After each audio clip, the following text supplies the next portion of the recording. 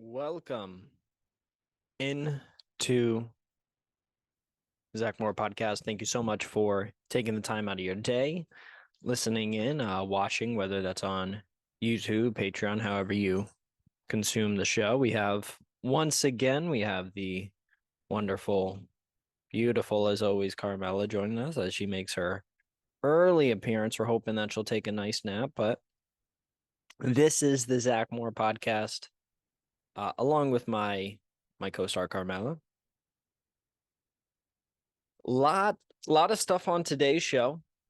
I know I have not spoken to you in quite some time, but there are some new things that are happening. No, we will not be talking about Osiris Rex or any of that stuff. We'll talk about all new topics, and we'll also give a update on kind of the state of the NBA right now. I didn't do NBA preseason rankings or anything of the sort. Uh and we'll also talk about the NFL because there has been some major changes in the NFL over the last even less than 24 hours. So, as always, thank you so much for listening. As always, well, I guess not always, but drinking, see, Coke Zero is the beverage of choice today. 0 calories. It tastes better than Diet Coke, in my humble opinion. I don't know why, but it's really helped me. One, it helps keep my cravings down if I'm trying to lose weight, but also helps me get a little bit of caffeine flowing throughout the day because there's like 60 milligrams of caffeine per one of these. Anyways, enough of that. Let's not waste any time. Let us hop into our first story. This is from space.com. Can humans reproduce in space? Mouse breakthroughs on ISS, a promising sign. The first ever study that shows mammals may be able to thrive in space. Keyword thrive there. So obviously there's humans who have spent basically a year or over a year in space on the International Space Station, mostly to kind of see the effects on the human body of being in space for that long, so that for missions such as going to the moon and the Artemis mission, but other missions such as going to Mars in later generations, kind of see how that could potentially impact the human body. And now with this beginning of mammalian studies about birthing and actual survival in space, we hope that this will yield good results. Now, this is from a Japanese team, and they had some interesting conclusions. We'll take a look at a lot of what they did in the actual experiments and how they were able to come to their conclusion. So, researchers have successfully grown mouse embryos aboard the International Space Station for the first time. It is the first ever study that shows mammals may be able to thrive in space. It is the world's first experiment that cultured early stage mammalian embryos under complete microgravity of ISS. In other words, this new mouse embryo study is a big deal because it suggests humans can reproduce in space someday. Once the first human baby is born off the surface of our planet, we would become a true space-faring species. And like I said earlier, the landmark results comes as humanity prepares to return to the moon in conjunction with the Artemis program, which I've talked about previously. It's aims to land the first woman and person of color on the lunar surface by 2025, so just 2 years away. Building bases on the moon, doing prolonged missions on the moon, have people basically stationed on the moon, which would be pretty crazy. Imagine having a I say maybe a 10-day mission on the moon where somebody lands on the moon and then they get picked up and then they come back to Earth. Different than the Apollo program where you'll have the people actually going on the Earth, staying for on the moon, staying for a couple of days, and then returning back to Earth. Whereas with the Artemis, they have actual bases that will be stationed on the moon, and possibly you could have week-long or month-long missions on the moon. Now, this rat study, or mouse study, I should say, does help us get a better understanding of how life can be impacted by external forces such as this. Now, we obviously have a lot of astronaut data on how it does to the actual human body, but this is a little bit different because these are mammal embryos that were hatched and cultivated in space. The experiment to grow the first mammalian embryos in space was led by Teruhiko Wakayama, a molecular biologist at the University's Yamanashi's Advanced Biotechnology Center, and a team from the Japan Aerospace Space Agency. The aim of the study was to determine whether a mammalian fetus can develop normally in the limited gravity or microgravity environment of space. So, a fetus, this is talking about a fetus. So, take this 5, 10, 15, 20 years down the line. Can humans be birthed in space? Can we, if, say, there is a mass global war or a mass pandemic or something of the sort, could we theoretically continue our civilization elsewhere, either on the moon, on Mars, wherever we need to go? Is it possible to actually not have life begin as a baby life on our planet? To find the answer, frozen mouse embryos were blasted to the ISS aboard a SpaceX Falcon 9 rocket in August 2021. After arriving at the space station, the early stage rodent embryos were thawed using a special instrument. Following this, astronauts cultured the embryos under microgravity for 4 days. The samples were then returned to Earth, where Wakayama and colleagues could study and compare them to mouse embryos grown in normal gravity here on terra firma, or Earth. And sure enough, according to a paper published in the journal iScience, I have that paper as well, I'll show you it later, the team reported that embryos cultured under microgravity conditions developed into blastocytes, which means a cluster of dividing cells made by a fertilized egg. So, good news with normal cell numbers. The research said in the paper that this clearly demonstrated that gravity had no significant effect on the blastocyte formation and initial differentiation of mammalian embryos. Now, interesting that they pointed out gravity in that particular quote right there, because gravity is not, when it comes to space and it comes to being outside of the Earth's atmosphere, gravity is maybe in the top 10, top 5 biggest concerns, but it is, in my view, certainly not number 1 in terms of concern. One of the major concerns for the early Apollo missions, and they were able to, fortunately, learn more about this by doing the Apollo missions, but one of the things that they ran into in the Apollo missions was a fear of being cooked alive once they got out of the magnetic field of the Earth.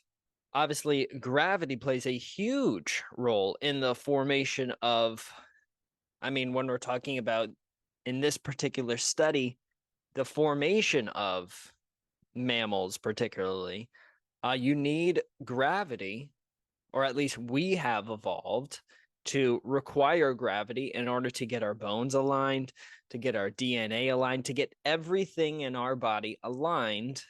We require gravity. Now, part of what this study has done is to kind of see whether or not that hypothesis is true. And it appears that there is some very good evidence to point to that maybe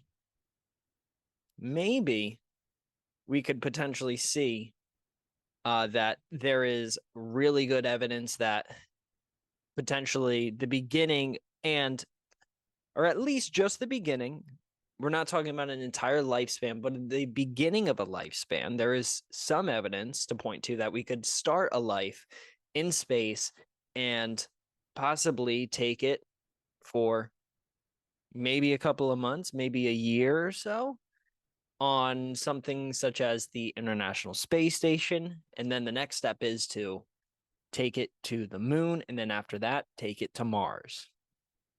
So very interesting stuff. According to a paper published in the journal iScience, the team reported that embryos cultured under microgravity conditions developed into blastocytes. This clearly demonstrated that gravity had no significant effect on the blastocyte formation and initial differentiation of mammalian embryos. The team also found that, if allowed, the blastocytes would grow into mouse fetuses and placentas while showing no significant DNA alterations or changes in gene expression. The survival rate of the embryos grown on the ISS was lower, however, than those cultivated here on Earth. So, interesting little end right there. Survival rate lower on the International Space Station. Now, with time, there is obviously a huge potential for different ways to get those survival numbers up. However, the beginning was, or I guess the foundation of what this study was trying to prove was, is it even possible to have a fetus grow out in space? Yes, we want it to survive, but can basically a sperm and an egg meet up and then start to reproduce cell by cell into a much larger organism? And now this has established that, at least for these mice, that is possible. Now, next step obviously is the survivability, maybe taking a mice from just the very initial stages, maybe up until birth, and then maybe from birth until however long, maybe till the end of its lifespan, which could be potentially years. So there is a lot to still do with this study and with this, I guess, avenue of research.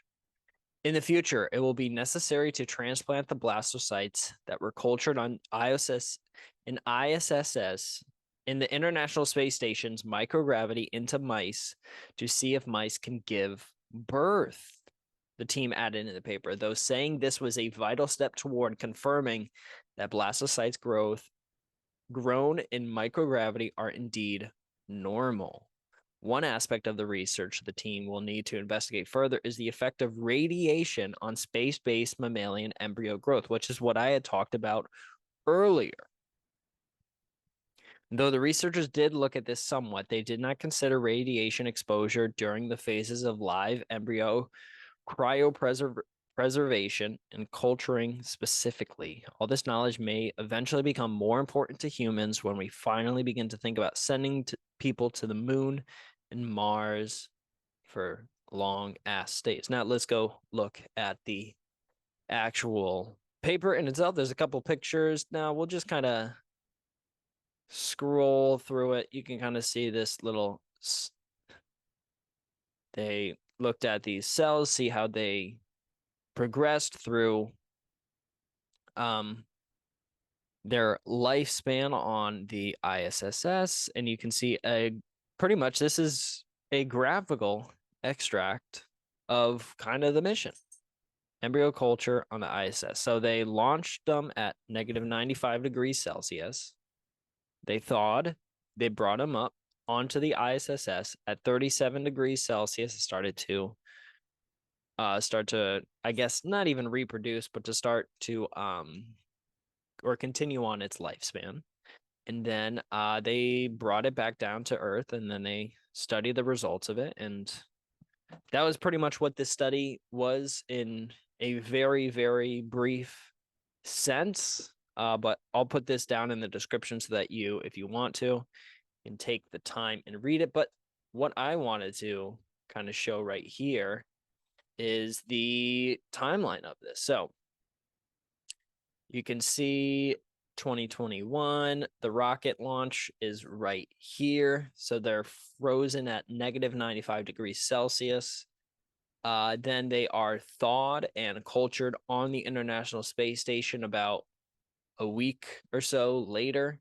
And then over the course of the time, they are then embryo fixation by PFA stored in refrigerated. So 4 days later, they are stored in a refrigerated. And then 20 days later is when they return to Earth.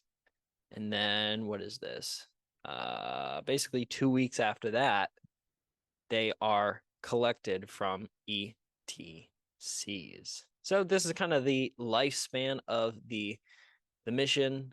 Yeah, you can see diagram showing the timeline of this project. The dates are shown where the frozen embryos were prepared, launched to the ISS, thawed and cultured on the ISS, fixed with PFA, returned to Earth, and blastocytes analyzed. So, I mean, all in all, from launch, it took a little under 2 months for this full thing to go down. Have some more pictures that you can see of the actual little cells, the embryos themselves. And this is the embryos at the 2-cell stage before frozen.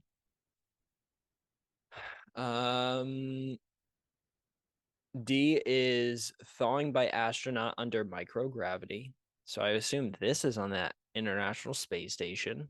And then blastocytes collected from the ETC cultured on ground control. That's right here. Artificial gravity on the ISS and microgravity here. So you can see the difference between ground, artificial gravity. This is basically equal to the gravity here on Earth. And then this is microgravity. So basically the gravity that's on the International Space Station. So you can kind of see a little bit of a difference right now. Now, this goes back to kind of the survivability, right? Maybe once you get into those lower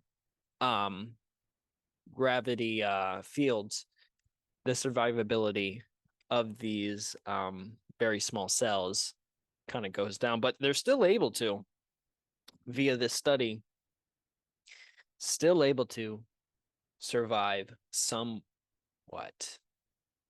And here's the study. Once again, I said I will link this down in the description. Many other things through the study. They got videos, they got everything, but a lot of this is science that I do not understand. This is a video of them on the ISS unboxing it and actually thawing it out. But here's another study that I will link down in the description. This is another study talking about development of life beyond planet Earth. And this is kind of similar. This is basically the same exact thing. So potentially this mission, there is potential that if we are able to create different life in the vastness of space, say the moon missions, we land in 2025, and maybe by 2030, we're having full-time bases on the moon. Maybe by 2040, 2045, we're able to actually start having human babies, human fetuses grow and be birthed in space. Now, at the time, I'll be almost in my 50s when that happens, probably. If we're talking 2045, 2050, I'll be 52 pretty much in 2050. But there is definite real possibilities for this to continue and for them to use it in space.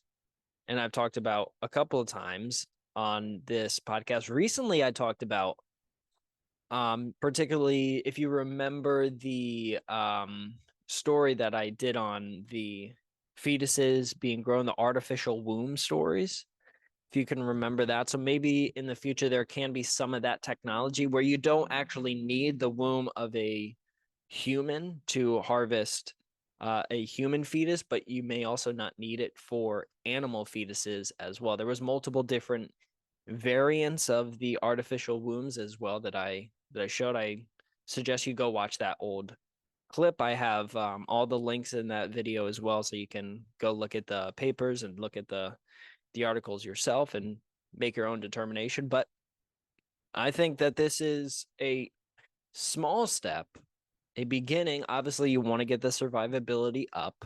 You want to make sure that these things are not dying instantaneously as soon as they get to space. You want to make sure that you get some formation of cells, some advancement in the life cycle, maybe getting to a fully formed, in this case, mouse, but in the future, fully formed human, where they can actually be born and survive completely 100% in space. So, interesting start to the story, but we are not finished. Hopefully they figure that one out because that will be really important to those Artemis missions. Moving on, domesticating animals changed human health forever and not for the better. This is sciencealert.com. Human civilization as we know it would not exist were it not for farm animals, but neither, it seems, would many major illnesses in human history. For the first time, scientists have found direct evidence that the domestication and husbandry of livestock coincided with the rise of animal-borne diseases like the plague, Yersinia pestis, and louse-borne relapsing fever. Archaeologists have long suspected that as nomadic hunter-gatherers in Eurasia began to settle into large pastoral communities around 12,000 years ago, the risk of pathogens jumping from animals to humans would have increased. They didn't have hand sanitizer 12,000 years ago, unfortunately for them. Recent advances in ancient DNA analysis have finally allowed experts to put that hypothesis to the test. Sifting through 405 billion DNA sequences collecting from 1,313 ancient human remains across Eurasia, an international team of researchers led by geogeneticist Martin Sikora at the University of Copenhagen has identified numerous genes belonging to microbes. Their sweeping search for pathogen DNA provided sufficient detail for a 12,500-year-long timeline on the emergence and spread of major human diseases. This team's results are not yet peer-reviewed, but according to a preprint paper, a substantial fraction of these microbes came from external environmental sources, such as animals. While many microbes that infect humans remain steady throughout the sample period, zoonotic diseases, basically where pathogens spread to humans from animals or vice versa, were only detected from around 6,500 years ago. In fact, the bacterium that causes the plague, which also lives in small rodents and fleas, and the pathogen that causes LBRF, which lives in lice, were both undetectable in human remains until 6,000 years ago, a time that broadly coincides with the transition from hunter-gatherer societies to agricultural societies. Interesting. From that point on, zoonotic microbial DNA was consistently detected in the genomes of the ancient humans remains studied. The uptick in zoonotic disease is not solely the result of direct human-animal interactions. It could also stem from the fact that as human communities grew denser in population, hygiene decreased, and pests like rodents, fleas, lice, and ticks increased. Outbreaks of LBRF, for existence, are historically associated with poor living conditions and hygienes. Louse-borne relapsing fever is LBRF. Our results thus provide the first direct evidence for an epidemiological transition of increased zoonotic infectious disease and disease burden after the onset of agriculture through historical times. Today, zoonotic diseases make up more than 60% of newly emerging infectious diseases, and yet all those millennia ago, such microbes were a new experience for humans. Continuing on, early societies in the Eurasian steppes that were exposed to zoonotic pathogens prior to others might have had a big advantage. Not only did these pastoral communities have access to regular sources of meat and dairy, their bodies had time to adjust to new animal pathogens. Sikora and colleagues found a spike in the detection rates for zoonotic microbial DNA in human remains throughout Eurasia, occurring around 5,000 years ago. This suggests that when steppe pastoralis populations migrated to new regions around this time, bringing their knowledge of agriculture with them, they also brought their zoonotic diseases. It is possible that the steppe pastoralis, through their long-term continuous exposure to animals, might have developed some immunity to certain zoonoses, and their dispersals carried these diseases westwards and eastwards. Consequently, the genetic upheaval in Europe could have been facilitated by epidemic waves of zoonotic diseases sweeping through the continent. If this is true, many people in Europe likely died as a result of the human migration, mirroring what happened later to indigenous people elsewhere in the world during European colonization. Over time, as human communities in Eurasia grew denser, zoonotic pathogens took off, turning endemic outbreaks into epidemics. So, shit turned real bad. The bacterium responsible for the plague, which can live in horses, cattle, and sheep, caused its first epidemic in the Roman Empire about 540 CE.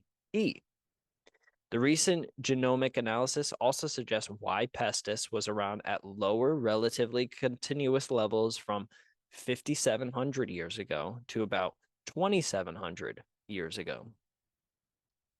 By medieval times, the plague was just a mass killer. In 3 medieval cemeteries in Denmark, researchers found 11 out of 39 individuals suffered from the illness at their time of death. So this thing was going around. In comparison, LBRF peaked around 2,000 years ago when there was barely any detectable plague activity. Researchers suspect it spread as a result of increased crowding and poor hygiene, war, forced migrations, poverty, or famine. While more research needs to be done to understand why these outbreaks occurred, the team says their map provides robust evidence that a major shift in human lifestyle thousands of years ago ultimately led to an increase in zoonotic infectious diseases, which has profoundly impacted global human health and history throughout the millennia and continues today. Interesting. Now, this is the actual study in and of itself. Talking about the domestication of animals and how that came about, but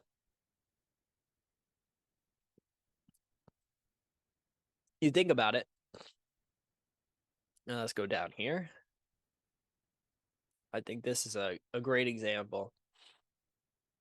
You can kind of see, so particularly in this area, Northern Africa and in the Middle East and into Asia, it's kind of where, if you think about maybe 10, 12, 15,000 years ago, when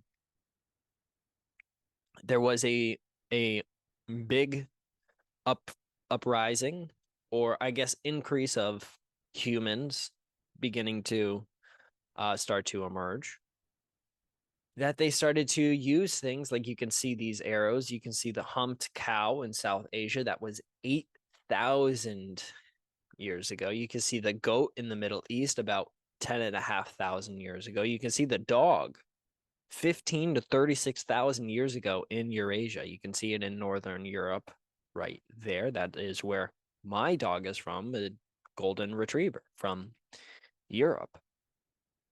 Then you see sheep in the Middle East as well. That's 11,000 years ago. You see cows in the Middle East 10,300 years ago. Same thing for pigs, also in the Middle East. Horses 5,500 years ago. And then you kind of get younger with alpacas, chickens, turkeys, ducks. Continuing on now, the alpacas and the turkeys are in different continents. But if we're sticking to Asia and the Middle East, you're going to get horses about 5,500 years ago in Central Asia. You're going to get also chickens 4,000 years ago in East Asia. But now compare that to cows, or even the humped cow in South Asia, but cows in the Middle East, you can kind of see where this is pointing down to right there. Right there, that's where cows originated from 10,300 years ago. So 6,000 years prior to chickens, there were cows that were being used to, I don't know if they milked them or anything, but I would assume that they just use them for their meat, but also to help plow crops and do all the basic needs of agriculture. But I say that to say that these older species that you see, like goat, dog, sheep, cow, pig, even the humped cow, many of these, with the exception of, say, a dog, cats are also kind of old here, 9,500 years in the Middle East as well. But cat and dog are not being used for, unless probably required if there's low options available at the time, those are most likely not going to be used for their meat, as opposed to, say, a cow, which is where you can kill one cow and you can feed a family of 4 to 10 people for a year, just if you kill one cow. Whereas if you try and kill a dog or a cat, you're not going to get that much meat. So it made more sense. And also with the cows, you can basically train them to do the agriculture for you, where it's much easier to do that with a cow. And now we kind of see how over 10,000 years, how we've transformed the cow into a almost a agricultural machine for us. Whereas in the beginning, I had imagined they just wanted to graze out in the fields. But as a result of humans and our civilization using them for those agricultural needs, it transformed the specifically Middle East and Eurasia portions, started to expand those agricultural regions. And unfortunately for them, that contributed to the increase in diseases. So you can kind of see right here a very good graphic and kind of give you an idea of how this kind of started. You see pigs here as well in the Middle East, very well known for the many diseases that they will carry. But imagine 10,300 years ago. Imagine those diseases that they had back then. Very, very good. Since the Neolithic period, humans struggled to domesticate wild animals and use them as food sources, milk and meat. Commodity manufacturers, silk and wool, protection, and transportation. So they struggled to domesticate them. There are 3 pathways described for domestication: commensal, prey, and direct pathways. In the commensal pathway, the wild animals were attracted to anthropogenic habitats, mainly for human food waste or small prey, establishing a commensal relationship with humans. Dog, cats, or chickens are some of the species that followed this pathway. So chickens are 4,000 years ago in East Asia. Dogs will be more so Europe. Cats will be Middle East. Okay. So those are, and Joe Rogan's talked about this many times on his podcast about how many of the current dogs that we have, the dog breeds that we have, were originally wolves who people would start to give their food to, start to kind of adopt these animals, and over hundreds and thousands of years, these animals were bred to be more friendlier to humans, so less wolf-like, less aggressive. Through selective breeding, they were chosen to have dogs that now today you have a golden retriever, who is a dog that, I mean, if you have a person breaking into our house, she's not going to attack him. She's not going to really protect us all that much. She's going to love and want to get pet and that kind of stuff. But you imagine 6, 7, 8,000 years ago, her ancestor would have mauled the person who tried to come into, at that point in time, our little village. So over the course of time, these animals were bred and conditioned to be a much more friendly pet. And that goes for chickens and for commensals, this dog, cats, or chickens. Moving on, in the prey pathway, humans start hunting some species like pigs and cattle for their meat in response to the depletion of the local stocks of these animals. Over time, these game management strategies developed into controlled breeding of these species. And now you see another thing Joe Rogan talks about is the pig population in South Texas, where it's gotten completely and utterly out of control because of the reproduction capabilities of pigs. So if you're going to have a wide open space with cows and pigs, which both have a very large amount of meat on them, particularly with cows because they're so much bigger, it would make sense to try and have a large grouping of them and then try and harvest their meats. In the direct pathway, humans controlled wild animals such as horses, donkeys, and camelids, or camels, to obtain some resources by controlling their movements. Their nutrition and reproduction would lead to a dramatic bottleneck.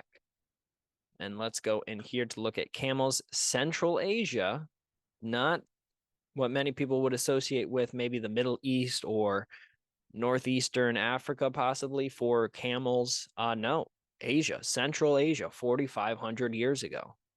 And then you can kind of, I mean, it's not as important, but some of these other ones like turkeys in North America, llamas and alpacas in South America. But the majority of the stuff that we're going to care about is going to be the dog-cat relationship, and because those are some of the two oldest ones, particularly with dogs being the oldest on this list, followed by the cow, the sheep, the goat, all that stuff in the Middle East. And you can see right here now, this has great now looking at this, it makes sense for a lot of the early religions that started out of the Middle East as well, with some being very favorable towards cows and wanting to protect cows as well, because it has been a part of our civilization for so long. And they have been an important reason for why we have progressed. But in the study, talks about how some of these things, and this is, I really do suggest you to go and read this. This is fascinating to dive into each different thing right here.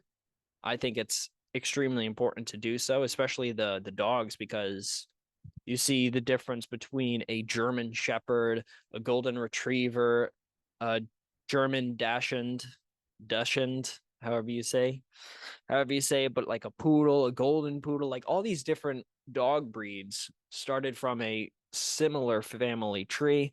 And over the course of time, because of humans, they have gone into different pathways and different sizes, different attitudes, and so on and so forth. So definitely encourage you to go and read this. I mean, very, very interesting. And then this is The ancient Yersinia pestis genomes from across Western Europe reveal early diversification from the first pandemic. So this is talking about the in the article of Science Alert, they mentioned the early pandemic, which was caused by Yersinia pestis, which is from animals, so cows and that kind of from the source. So let's just read the abstract. We'll read this all actually. Not all of this, but we'll read the abstract and the significance. So the significance first. The first historically reported pandemic attributed to Yersinia pestis started with the Justinianic plague 541 to 544 and continued for around 2,000 years as the so-called first pandemic. To date, only one Y pestis strain from this pandemic has been reconstructed using ancient DNA. In this study, we present 8 genomes from Britain, France, Germany, and Spain, demonstrating the geographic range of the plague during the first pandemic and showing microdiversity in the early medieval period. Moreover, we detect similar genome decay during the first and second pandemics, the 14th to 18th century, that includes the 2 virulence factors, thus providing an example of potential convergent evolution of Y pestis during large-scale epidemics. So it could have evolved and gotten a little bit more deadly. Now, for the abstract. The first historically documented pandemic caused by Yersinia pestis began as the Justinianic plague in 541 within the Roman Empire and continued as the so-called first pandemic until 750. Although paleogenomic studies have previously identified the causative agent as Y. pestis, little is known about the bacterium's spread, diversity, and genetic history over the course of the pandemic. To elucidate the microevolution of the bacterium during this time period, we screened human remains from 21 sites in Austria, Britain, Germany, France, and Spain for Y. pestis DNA and reconstructed 8 genomes. We present a methodological approach assessing each nucleotide polymorphisms in ancient bacterial genomes, facilitating qualitative analysis of low-coverage genomes in a metagenomic background. And now we're starting to get into the weeds, stuff that I don't know. Let's see. What does this mean? Let's see what this means. Let's look this up. Phylogenetics. Phylogenetics is a study of the evolutionary history and relationships among or within groups of organisms. Okay. Phylogenetic analysis on the 8 reconstructed genomes reveal the existence of previously undocumented Y. pestis diversity during the 6th to 8th centuries and provides evidence for the presence of multiple distinct Y. pestis strains in Europe, where you see a lot of dogs. We offer genetic evidence for the presence of the Justinianic plague in the British Isles, previously only hypothesized from ambiguous documentary accounts, as well as the parallel occurrence in multiple derived strains in central and southern France, Spain, and southern Germany. 4 of the reported strains form a polytomy. Let's look this one up as well. An internal node of a phylogenetic tree is described as a polytomy or multifurcation if it is rooted in a tree and is linked to the theorem. Blah, blah, blah. Okay. Similar to others seen across the Y. pestis phylogeny, or maybe, associated with the second and third pandemics. Very interesting, very interesting. I'll also drop this in there as well. This is just talking about one particular plague, basically the first plague. So here's another study talking about basically the same exact thing, the landscape of ancient human pathogens in Eurasia from the Stone Age to historical times. And here is the summary. You can have the full text here, all this stuff right here. Even a PDF version, but very, very interesting. So I want to go back to this image right here because I think this is one of the more important things to look at. The idea is that during the early parts of when humans were becoming hunter-gatherers and starting to get into the agricultural space. So they started to learn how to plant their own food, how to be more self-sufficient as opposed to having to move around a particular location or a particular area to go after food. Whereas with agriculture, they can grow their own food, they can have their own livestock, and they can basically be a little bit more self-sufficient. There will be some things that you'll need to go and gather that you will not be able to create using agriculture. But in terms of food and some supplies and some basic functions, agriculture and having some of these things such as cows or dogs can be beneficial to these early civilizations. And you see here in the Middle East and in Asia that particularly with the rise in use of things such as cows or pigs or chickens and stuff that early humans used for not only agricultural purposes, but also for food purposes, could have potentially had a devastating impact because there was no way to protect against any disease that any of these animals had. And if you had, say, one cow who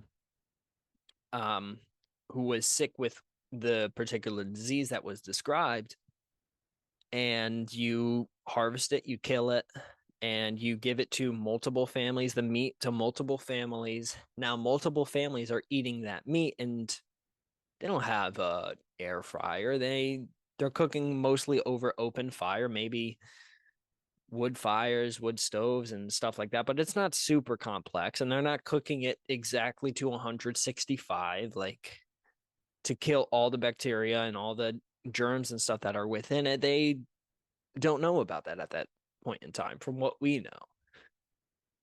By doing so, and by not cooking it thoroughly, by having this meat that is tainted and eating it, you could potentially have the beginning of these pandemics. Very interesting. Very interesting. This one is one of the more interesting ones because it goes on later. I mean, this thing is a massive thing. You see conclusion. Let's see conflicts of interest. All right, no conflicts of interest. That was good. That's good. But yeah, read the conclusion, challenges and prospects. I mean, very, very interesting stuff here. All right, let's keep it moving. Let's keep on going. I don't know how long we've been going. I don't know if it's been an hour, been 2 hours, but very excited for our next subject.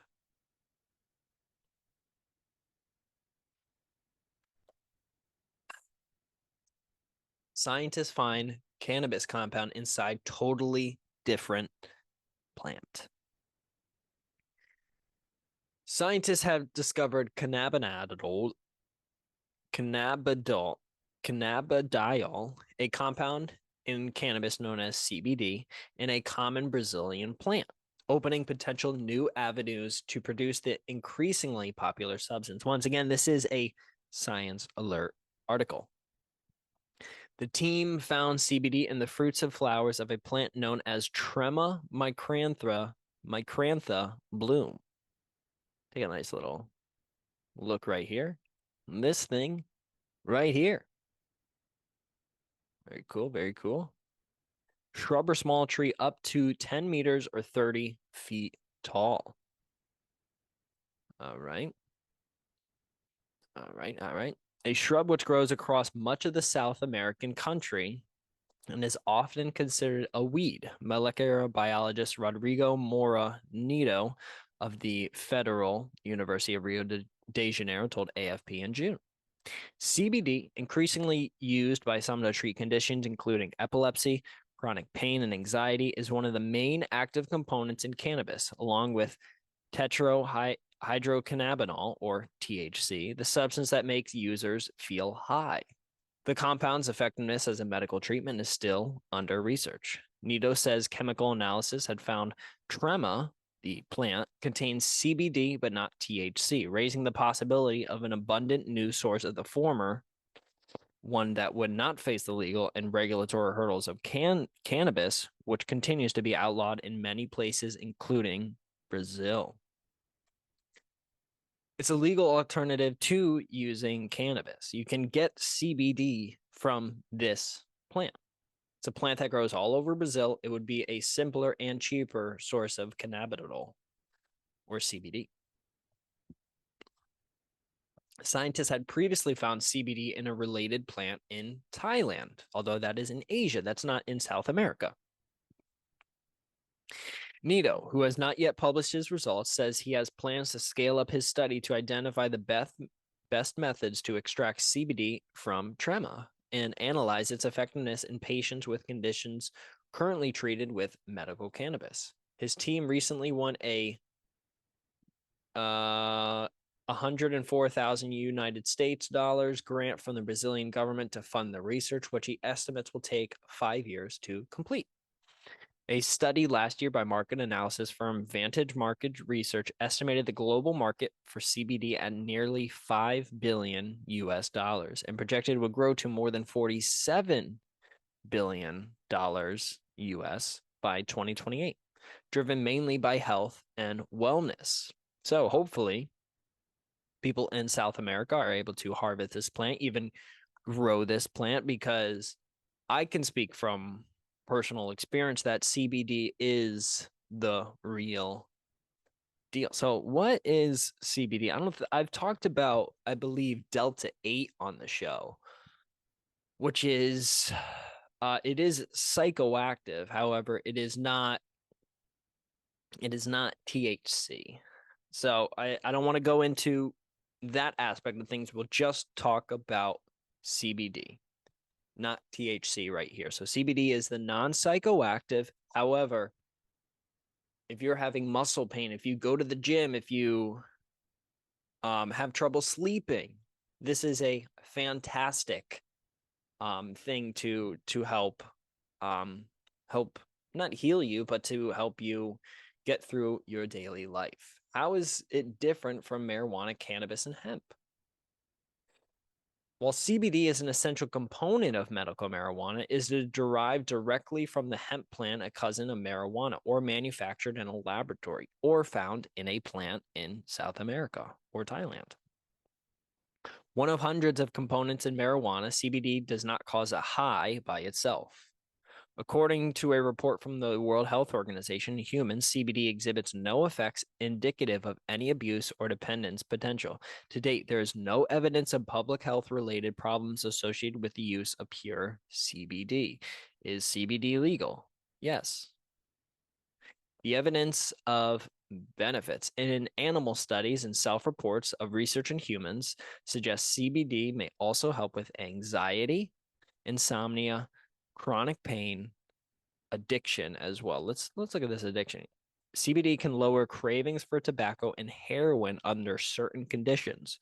According to some research in humans, animal models of addiction suggest it may also help lessen cravings for alcohol, cannabis, opiates, and stimulants.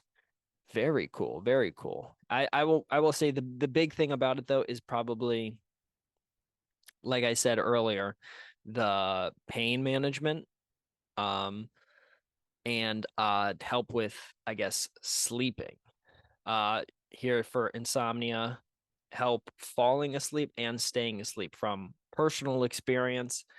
CBD, they have little droplets of CBD. It's liquid CBD.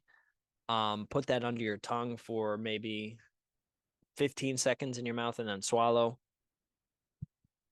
That can really help kind of calm you down, slow you down, and then help you sleep if you're having trouble sleeping. So that's something I highly recommend for people to obviously talk to your doctor first if you can, if it's healthy for you. But if you are able to, I think that's a good way instead of crushing melatonin or something or any other type of drug or trying to drink alcohol to help you sleep. It's a good alternative. but for chronic pain. Further human studies are needed to substantiate claims that CBD helps control pain. One animal study from the European Journal of Pain suggests CBD could help lower pain and inflammation due to arthritis when applied to skin. Other research identifies how CBD may inhibit inflammatory and neuropathic pain, which are difficult to treat. So, neuropathy, which is nerve pain, basically, is something which I have not dealt with, but I do know people who that is their job. They run a neuropathy clinic, so they help people with particularly with pain in their hands, like tingling and numbness in their hands or their feet. They're not able to walk because they have this neuropathy, which is pain in their nerves and not having feeling in their nerves as well. So it can be devastating. And something such as CBD has been shown somewhat to be helpful. But in my own experience with CBD, one of the things that I would do in college was I would go on a run, maybe 3-4 mile run. So nothing like super crazy. But for me, it was a pretty long run.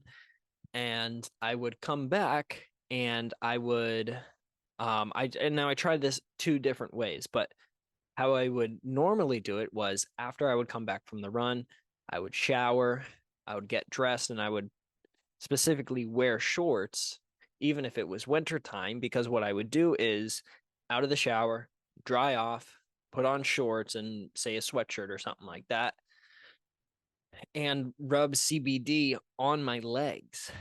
And I did it two ways. Mostly, like I said, I would do it after when I would come home from a run or from a hard workout. Mostly runs, though. About 99% of it was coming back from runs. If I was lifting weights, I only did maybe once or twice ever put it on sore muscles. It was mostly for when I was running. So I would come back for a run, shower, then dry off and put on shorts and rub the CBD oil into my skin. Now, a day later, 2 days later, I would notice a significant reduction in soreness compared to when I would do that same distance, the exact same warm up routine. Everything was the same. It's just that after the fact, I just showered and I put on my clothes and I went about my day. Um, it was a significant difference between having the actual CBD on my legs post. Now, the reason why I did it majority of the time post is because sometimes when I would do it like before I would go out on a run, sometimes I would put CBD on my legs with the idea of it making my legs not as sore while I'm running so I could run faster for longer. That didn't really help at all in terms of my actual performance of running, which is what I was doing it for, so that I could run faster for longer. That didn't really work. It mostly was effective as after I'm done working out, rubbing CBD oil. I don't know the strength of the CBD, but it was just some basic CBD cream that I would put on my legs, and I noticed a significant difference in how I would feel a day or two later in terms of soreness. CBD safety. Side effects of CBD include nausea, fatigue, and irritability. CBD can increase the level of blood thinning and other medicines in your body by competing for the liver enzymes that break down these drugs. Grapefruit has a similar effect with certain medicines. Really? Did not know that. People taking high doses of CBD may show abnormalities in liver-related blood tests. Many non-prescription drugs, such as acetaminophen or Tylenol, have the same effect. So you should let your doctor know if you're regularly using CBD.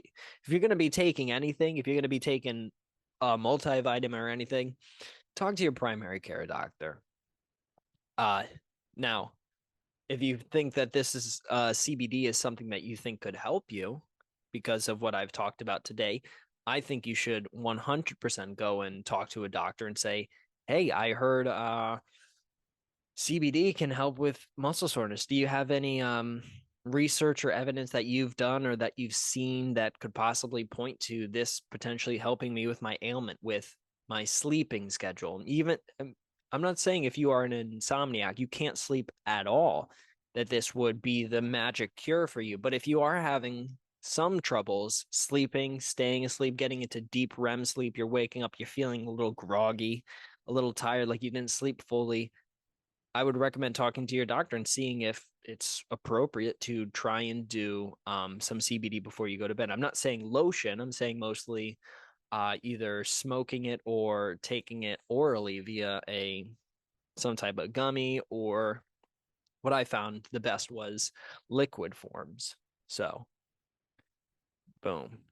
Going on to the next section. How can CBD be taken? Like I said, oils is the most what I did, or oils or extracts, capsules, patches, vapes, and topical preparations for use on skin. If you are hoping to reduce inflammation and relieve muscle and joint pain, a topical CBD infused oil, lotion, or cream, or even a bath bomb may be the best option. And now, joint pain, you would think that from running, I would have bad joint pain. The thing was, at the time when I was running all these miles and using that on my skin, I was also taking heavy doses of vitamin D at the time, because this is this is like 2 years removed from when I got my initial Hashimoto's diagnosis. And they discovered that I had a severe vitamin D deficiency as well. So I was just pounding vitamin D, pounding multivitamins and stuff like that. So that certainly helped with my joint function as well. And I was also taking fish oil as well, which helped my joints as well. So I was mostly using the CBD not for my joints. I didn't notice anything particular with my joints feeling any better from using the CBD. I mean, I didn't have any particular joint pain that could have been resolved by the CBD. It was mostly just muscle pain that I noticed significant differences in the days after I would go on a long run. All right. Alternatively, a CBC patch or a tincture or spray designed to be placed under the tongue allows CBD to directly enter the bloodstream. That's what I was talking about with, you have a little dropper and you put it underneath your tongue. And people do that with nicotine patches, the Zins. People will put those in their mouth because you have so many blood vessels within your mouth that are so close to the surface of the skin in your gums and all around your tongue and stuff like that, that can easily go through your skin and into your bloodstream much, much easier than, say, on your arm, where you have multiple layers of skin, you have your fat, you have your muscle, and within that you have your blood vessels and your bloodstream overall. So it can be a little bit easier to get into your body if you're putting it under your tongue, in your mouth, whatever. So that is what my recommendation is. I'm saying significantly, if you are having trouble sleeping and you want to increase your quality of sleep, I think this is a great option. But once again, talk to your doctor before doing anything. Do not take my word for it. Talk to your doctor. See if this is something that could potentially help you. All right. All right. All right. 6 surprising benefits of smoking CBD you'll want to know. Can you smoke? All right. Now let's talk about the smoking aspect of it, because I think this is one of the more popular ways. People assume that because it's marijuana, it's CBD, but it is marijuana, that you're going to want to smoke it. And I have some opinions on this as to why, if I were to do a CBD product, I would probably opt not to smoke. But we'll listen to what this article has to say, and then I'll give my thoughts after. So, number 1, smoking CBD has the most rapid onset of effects. Out of all the ways you could possibly imagine using CBD, smoking offers the most effective route of delivery. This means that the benefit of smoking CBD can be felt almost immediately after use. When we consume a substance, the path it takes to enter the body is called the routine of delivery. Whether it's inhalation, ingestion, or intravenously, understanding the route of delivery is important for determining how quickly and effectively the substance takes its effect, as well as its potential risks. Other than taking substances intravenously, which isn't available outside clinical settings, smoking CBD is the fastest route of delivery. Comparatively, when you eat CBD, the digestive system breaks down most of the active components before it enters the bloodstream, meaning you're not getting the full concentration of CBD and other phytochemical compounds listed on the packaging. So that's the first thing. Smoking will have the most rapid effects, which for some people is all they really care about. It is non-intoxicating and it won't get you high. For some people, this is exactly what they want. They want to be able to go to work, say they have some lower back pain or they have some leg pain or something like that. They don't want to be in the office high out of their mind. They just want to have a little bit less maybe anxiety or a little bit less joint pain or muscle pain or whatever it may be. So smoking CBD will not get you high. Terpenes are aromatic botanical compounds that give plants their distinct smells. They can also contribute to the flavor and effect profile of your cannabis. CBD is not a psychotropic compound. As long as you're purchasing hemp-derived CBD products and potentially this plant in South America, you will not experience any intoxicating effects associated with marijuana because the main culprit for the high is THC, not CBD. Hemp flowers are CBD rich and low in THC, but below 0.3%, offering a calming and relaxing sensation without altering one's sense of perception.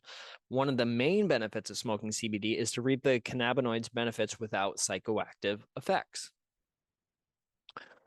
This next one, number 3, offers a natural, keyword natural, alternative to vaping. When vaping first rose to popularity, men believed it was a much healthier alternative to smoking cigarettes or smoking hemp flower. However, this has been debunked after a rise in vaping led to a national health epidemic of lung injuries and illness. The nicotine vaping health crisis caused scientists to take a closer look at common ingredients within vapes. And currently, the ingredient of concern that scientists may believe the culprit is vitamin E acetate, present within many vape solutions, as well as poorly constructed vape devices that will burn heavy metals that can damage the lungs. While low vapor smoke can help reduce the heat your lungs are exposed to, it's important to shop for quality devices and CBD vape juice or CBD vape oil that are made with clean ingredients. This is something that this is going to be something that I talk about later, but let's continue on. Number 4, may assist those looking to stop smoking nicotine cigarettes. There's no doubt that nicotine is highly addictive.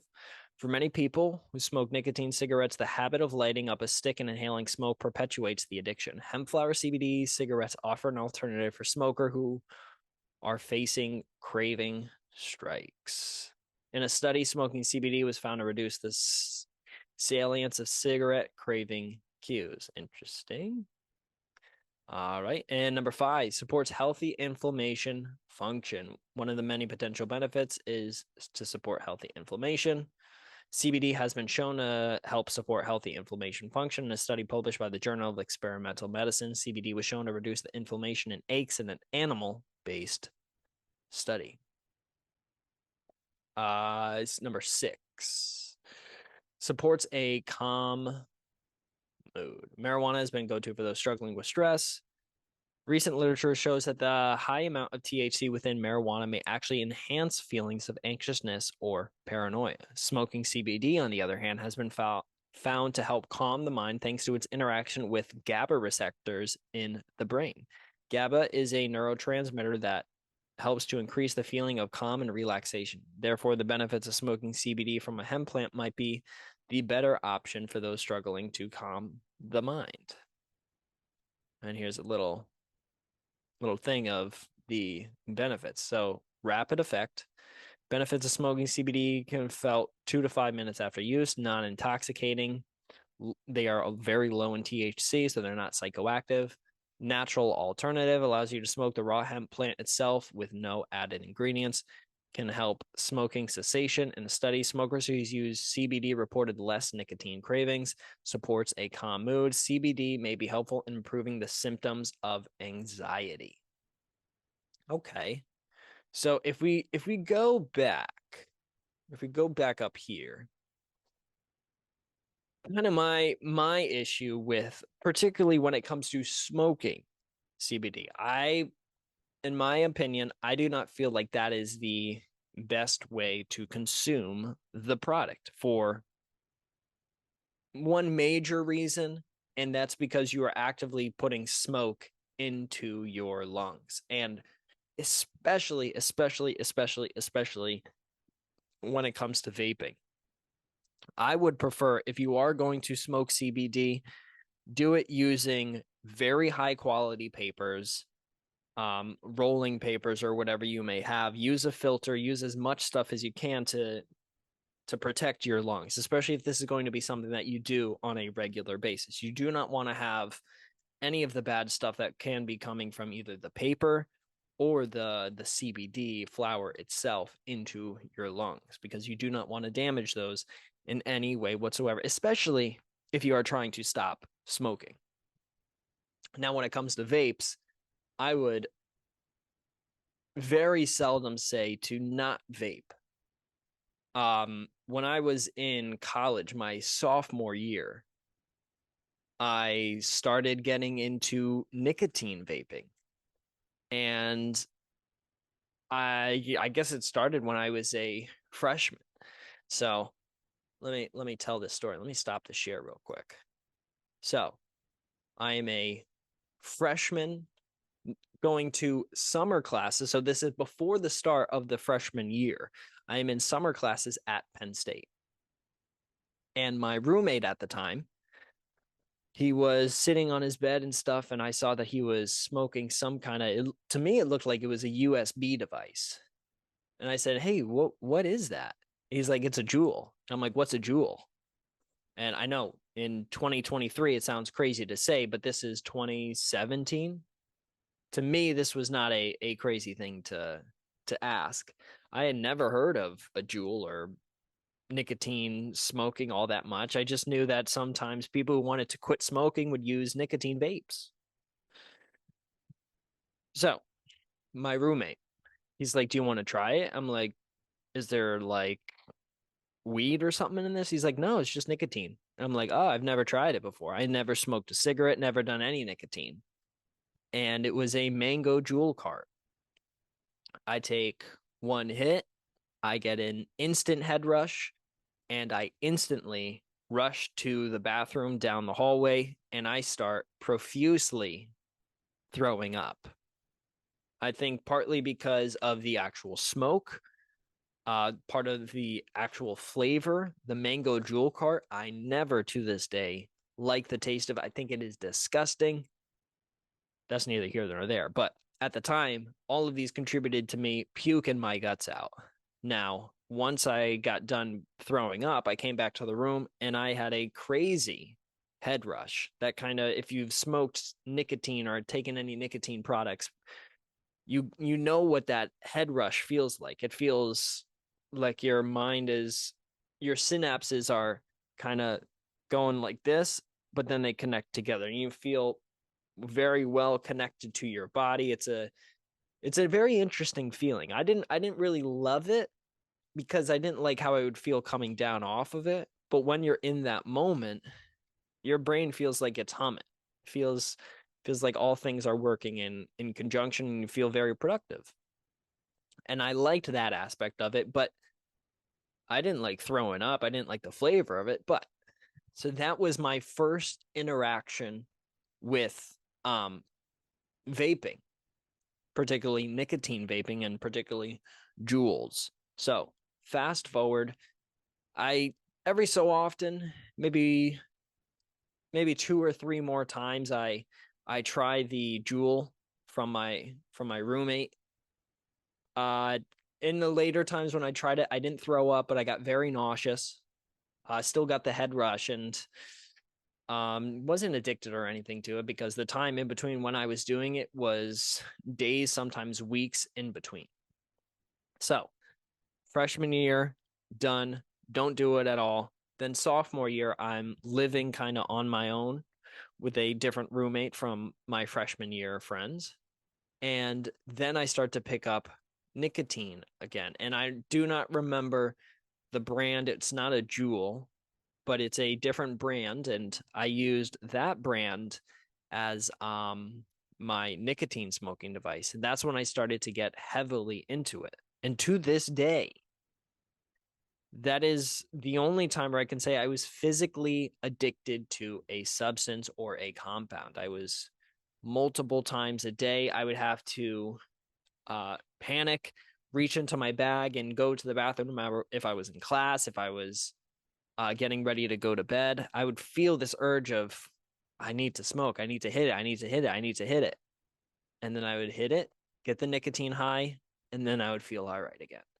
It was crazy because I had never experienced that with anything else in my life. I mean, I'm not a huge drug addict or anything, so I had no experience with being dependent on a particular substance. So I start going and I start doing this frequently every day. And this is one of the reasons why I do not like particularly vape devices, is because this goes with not just like Juuls or nicotine smoking devices, but oftentimes with the oils or the mixtures that they use that you heat up and then turn into smoke and inhale into your lungs, you can feel that it's not good for you. Sometimes it gets too hot and it burns your lungs. Sometimes you get a little bit of the actual juice doesn't get fully heated up correctly, and then you get some of the juice into your mouth, and then that's very hard to get out. You can't exactly wash out your mouth or brush your teeth and get that substance out of your mouth. You're eventually going to swallow it, and now what's that doing to your stomach? It'd make me very nauseous if I got any juice and I swallowed it. Um, so starting from there to my sophomore year, very, very um heavily involved in, I would say, addicted to smoking the vape nicotine. And that's what really started off having some major negative impacts on my health. I would feel awful, terrible after I would after I would smoke my nicotine pen. And I only did it for maybe a month or two before I just had to give up. I mean, I would just feel awful all the time because I would, one, be smoking on this vape, which who knows what this liquid is made out of, what this there was vitamin E in there. There probably was. There probably was a bunch of stuff in there that I didn't know. But in conjunction with having the cravings for the nicotine, as well as feeling just awful because of the actual nicotine and the product in and of itself, having those oils get into your mouth, having that dangerous smoke and harmful smoke in my lungs, like it was just a conjunction of stuff that made me feel awful.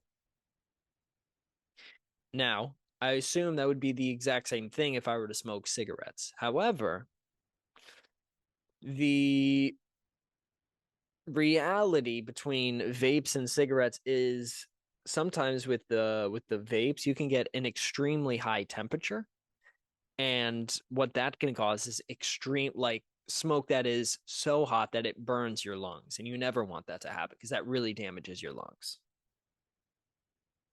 And that's why I don't think it is the smartest idea to consume um CBD via vape in particular. If you like I said, if you smoke it in a paper, I think that's more healthy. I don't think it is the healthiest because you're still smoking, you're still getting smoke into your lungs, which can over time damage your lungs. But vaping, I think if you're having any kind of juice with CBD in it or anything else, there's other stuff that's added into it. It's not just 100% CBD oil that's just in there, and then you just heat it up and it turns into smoke. No, they need to have other chemicals and compounds inside of it to facilitate that smoke creation so that you can inhale it.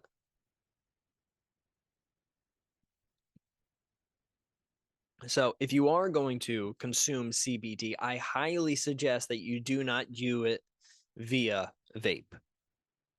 because the vape has a lot of different side effects to it. Not that CBD is causing the side effects, but it's the actual physical vape device. It's the chemicals and compounds inside of the vape, outside of the CBD compounds that are inside the vape. The vitamin E stuff, all of that stuff can have very, very, very hazardous consequences. I know people who got seriously sick because they were smoking their nicotine vape so much, and their lungs were just feeling crazy. They couldn't work out. They couldn't walk around campus without having a heavy pain in their chest. Like it does have an immediate impact on you if you use it long enough, and it does have negative impacts on you as well.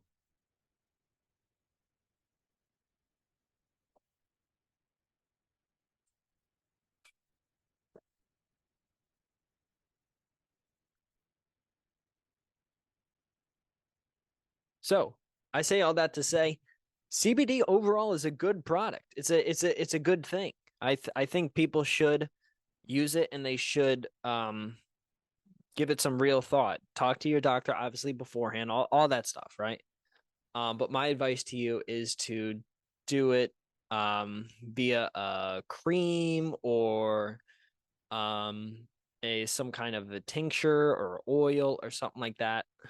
If you want to, you obviously can smoke it, and if you are going to do so, I would advise you not to go the vape route, because there are just so many pitfalls. There's so many different companies that do the vape that you would have to research the company beforehand and make sure that that vape is good to go. It's up to standard, and it's an actual good thing. I think it's a too big of a risk to take, but if you really want to smoke your CBD, then by all means go for it. But that's not my advice.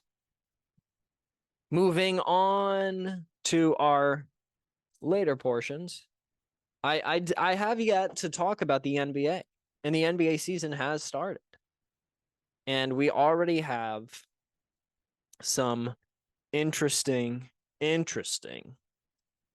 stories. I mean, I guess the major story today is probably the James Harden trade.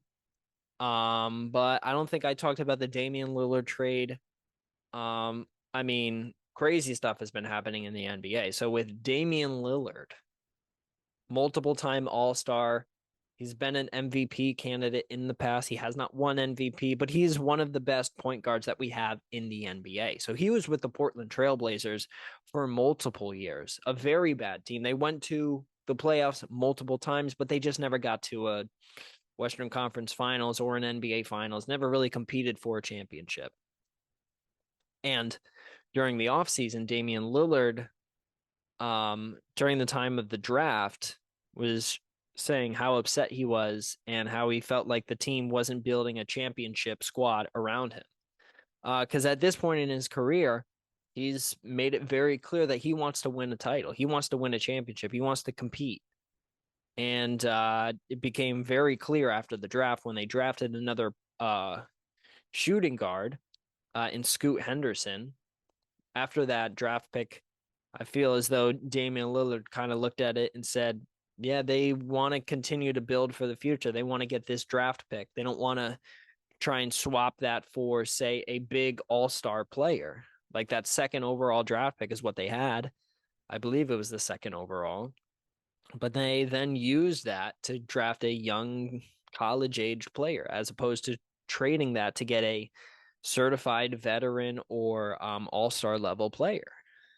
And I think Damian Lillard saw that and realized, I got to get out of here. So he requests a trade. And he says, the only team I'm going to go to is Miami. And everybody's like, oh, all right. Miami made the NBA Finals last year. They're posed to maybe make it again, although the Celtics have looked mighty good this year. But Damian Lillard said, I want to go to the Miami Heat. Miami Heat are like, okay, let's make it happen. Portland Trailblazers come out and say, we are not going to trade you to the Miami Heat under any circumstance. You're not going there. And so then what does Damian Lillard do? Is there any other team that we can think of that is willing to give up valuable assets to try and get Damian Lillard? In my mind, I was like, the Celtics? No, they probably don't have the space. Uh, not very many other teams that I could imagine, one, have the cap space, have the salary space available. Other teams I just thought won't be able to give up the assets that Portland's going to want. They're going to want multiple first round picks. They're going to want a star player, a young star player that they can use to continue to build with. But I was wrong. The Milwaukee Bucks, championship team a few years ago, now have Giannis Antetokounmpo, probably one or two best player in the entire NBA. He's certainly in the top three. It's probably him, Luka Doncic, and Nikola Jokic as the three best players in the NBA, which is crazy because those are all foreign players, which is interesting to think about. But the Bucks made the trade. They made a move. They moved one of their best defenders in Drew Holiday. He was moved to the Portland Trailblazers and a bunch of draft picks as well. And then the Trailblazers turned around, traded him to the Boston Celtics. So now the Celtics have Drew Holiday as a result of this Damian Lillard move. Now Damian Lillard's on the Milwaukee Bucks. He's performing very well, and it appears that the Bucks are, if not going to the finals, certainly going to the Eastern Conference Finals. I mean, you would have to expect them to be a phenomenal team because so far through this season, they've looked pretty good. I mean, when you add a player like Damian Lillard, a point guard who can shoot from pretty much anywhere on the floor, averaged a career high in terms of points per game last year. I mean, he's pretty much still in his prime. He's getting on the tail end of things. He's getting into his mid to late 30s, but he still has maybe 3-4 years of just absolute pure dominance where he can still help the Bucks win a championship. And I think this is one of the biggest off-season storylines. Another big off-season storyline is James Harden. So James Harden, for the longest time, has been a guy who you, or at least I, wonder exactly what his career is going to look like. We saw him in Houston, multiple MVP-worthy seasons, insane stretches where he's scoring 40, then 50, then 35, then 40, then 50, then 60, like having these crazy games. Then they add Chris Paul to the team and they make a Western Conference Finals run. And then they end up losing to that amazing Warriors team, but they were close. They were very, very good. So James Harden, a couple years ago, was regarded as probably one of the greatest scorers in the game, if not of all time. And now we look at it. He's on Brooklyn. He then gets traded to Philadelphia. Has a strong playoff performance for them last year. I mean, he won them a couple of close games. He had clutch baskets. And I thought he was overall a good addition to the team. Particularly with the 76ers, he didn't have to be the number one scorer like he was on the Houston Rockets. He didn't have to be even the primary ball handler because they have multiple people. They have Tyrese Maxey, a young guy on their squad who can be their de facto point guard. So James Harden was more of an assist man last year.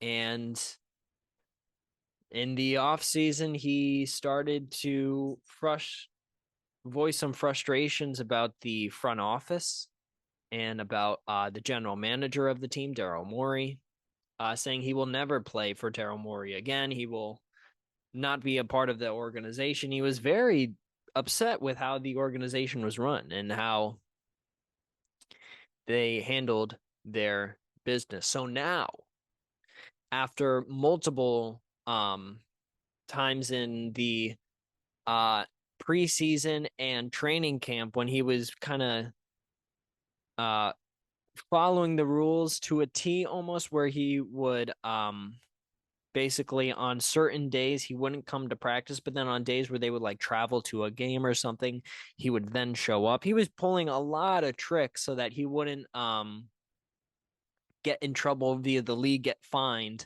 for not being with his team, but he was still basically protesting and kind of outwardly saying to us, the fans, I don't want to be a part of this team.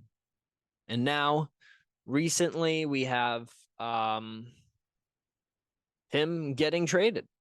So he got traded to the Los Angeles Clippers, and now he gets to be a part of his former teammates that he used to have. So Kawhi Leonard, Russell Westbrook, Paul George, and James Harden, all from Southern California, now all get to play with the Clippers together. I'll be really interested to see how they all play together.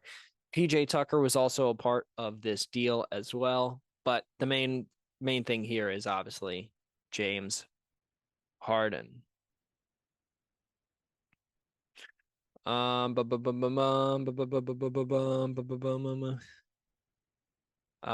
and Harden reunited again. The two players played with the Oklahoma City Thunder, made an NBA Finals, if you remember, with Kevin Durant as well.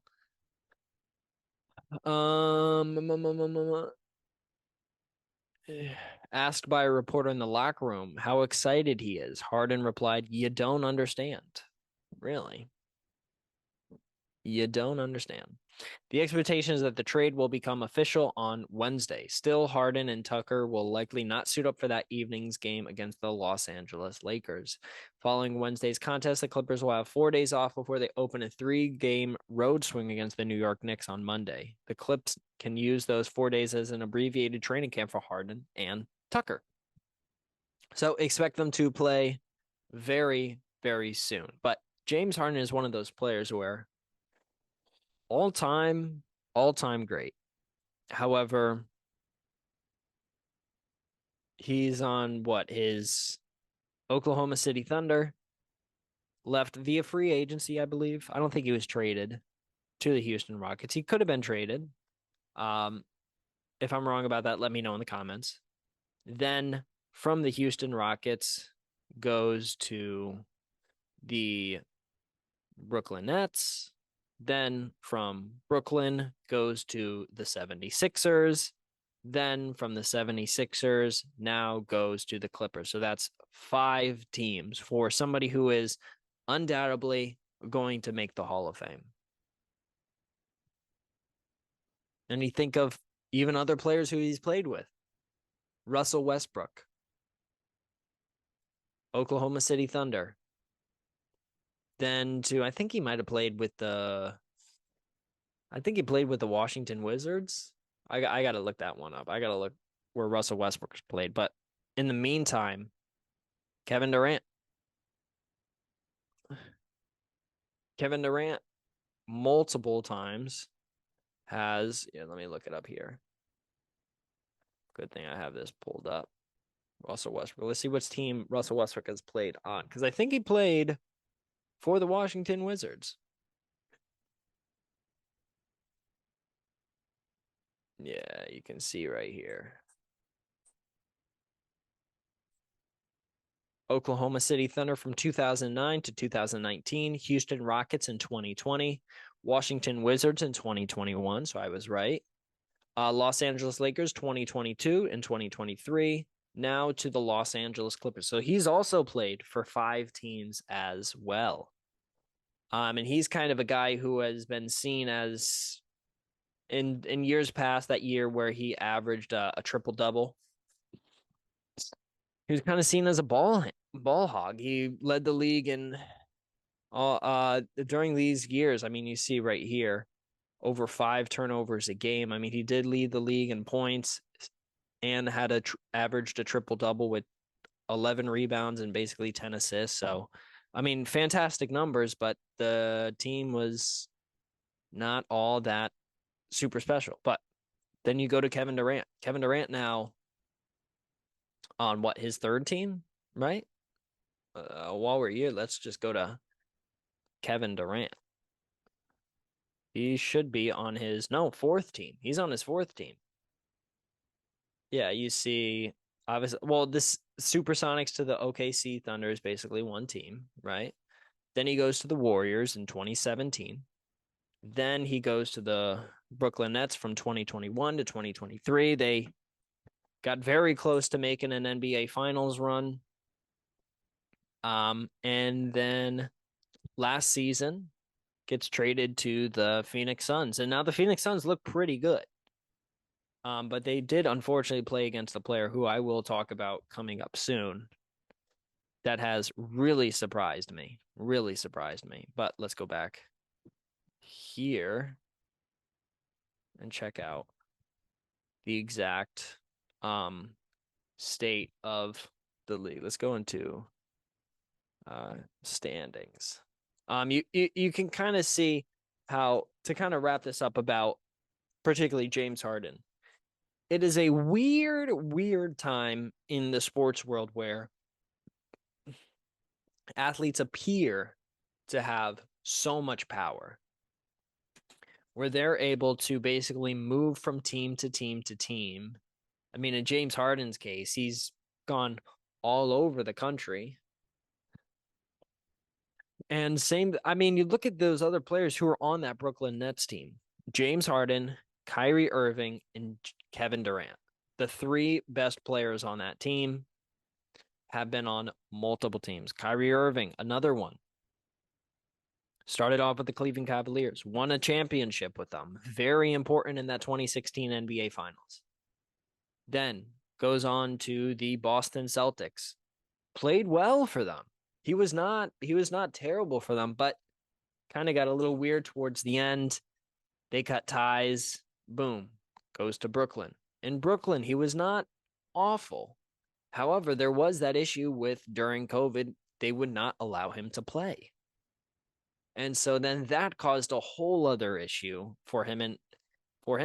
Now he is in Dallas with Luka, which I thought was at the time, I thought it was going to be very, very important for the Mavericks. And he has not been as good as I had hoped he would be, but he certainly hasn't been bad for them at all. I just think that for whatever reason, that OKC team and those guys from there, Harden, Westbrook, and Durant, as well as Kyrie Irving, these are kind of guys who are very interesting. I mean, you see LeBron, yeah, he's changed teams multiple times as well, but it kind of was on his own volition.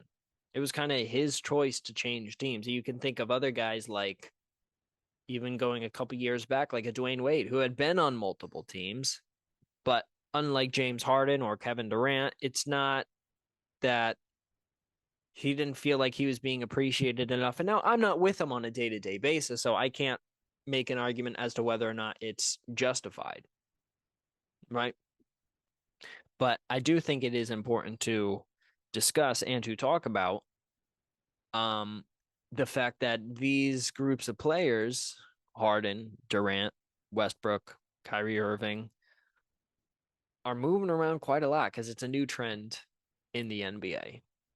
Anyways, James Harden moved to the Los Angeles Clippers, currently 3-1. And their differential is pretty crazy, plus 16.5 points, which is currently the best in the NBA. So props to them. All right, now let's look at ESPN.com, a little bit of the power rankings. So we got Denver Nuggets, who have looked pretty good. Boston Celtics, Milwaukee Bucks, off to a strong start, coming together for a pair of wins over Eastern Conference contenders in Philadelphia, Miami. But the Bucks also realize it will be a work in progress before the team fully finds its cohesion, especially on defense, where the Bucks ranked 25th in efficiency through the first 3 games. So yeah, Damian Lillard, not a great defender. Terrific, fantastic offensive player, but on the defensive side, he lacks. Then after that, Phoenix Suns, who unfortunately they did add Bradley Beal, hasn't played yet this season because of a back injury. even though when I do think he comes back, I don't think he really puts this team over the edge over anybody else in the Western Conference. Another big move in the offseason, Chris Paul to the Golden State Warriors. In the preseason, I saw a couple of clips, a couple of highlights. Him and Steph Curry look very, very good together. So should be something to keep your eye on. The Golden State Warriors are looking very, very good. And Steph Curry's playing phenomenal so far. Then you have the 76ers right after them, the Dallas Mavericks, Luka Doncic, possibly the best player in the NBA. LA Clippers after that. Now, will they potentially go up? We'll see.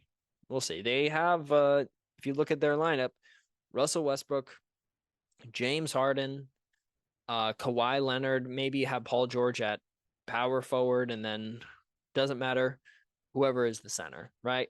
Amazing offensive firepower. And then defensively, Russell Westbrook can play defense. Kawhi Leonard, Paul George can all play defense. James Harden, when he needs to, can play defense. He's a very good, I wouldn't say he's a good on-ball defender, but he's able to get steals, and he's very capable defensively if he tries. Then you have the Sacramento Kings. De'Aaron Fox has dealt with some injuries, so we'll see that going forward. Oklahoma City Thunder looking very good. They have a lot of young guys. Chet Holmgren, who I remember watching his highlights when he was back in high school, looking phenomenal there. So they are looking to be a good team. I think Shai Gilgeous-Alexander was like the preseason favorite to win MVP by the majority of people. So they're a pretty good squad. Coming up next, we got the Lakers. LeBron James has not looked to be super good. He's not even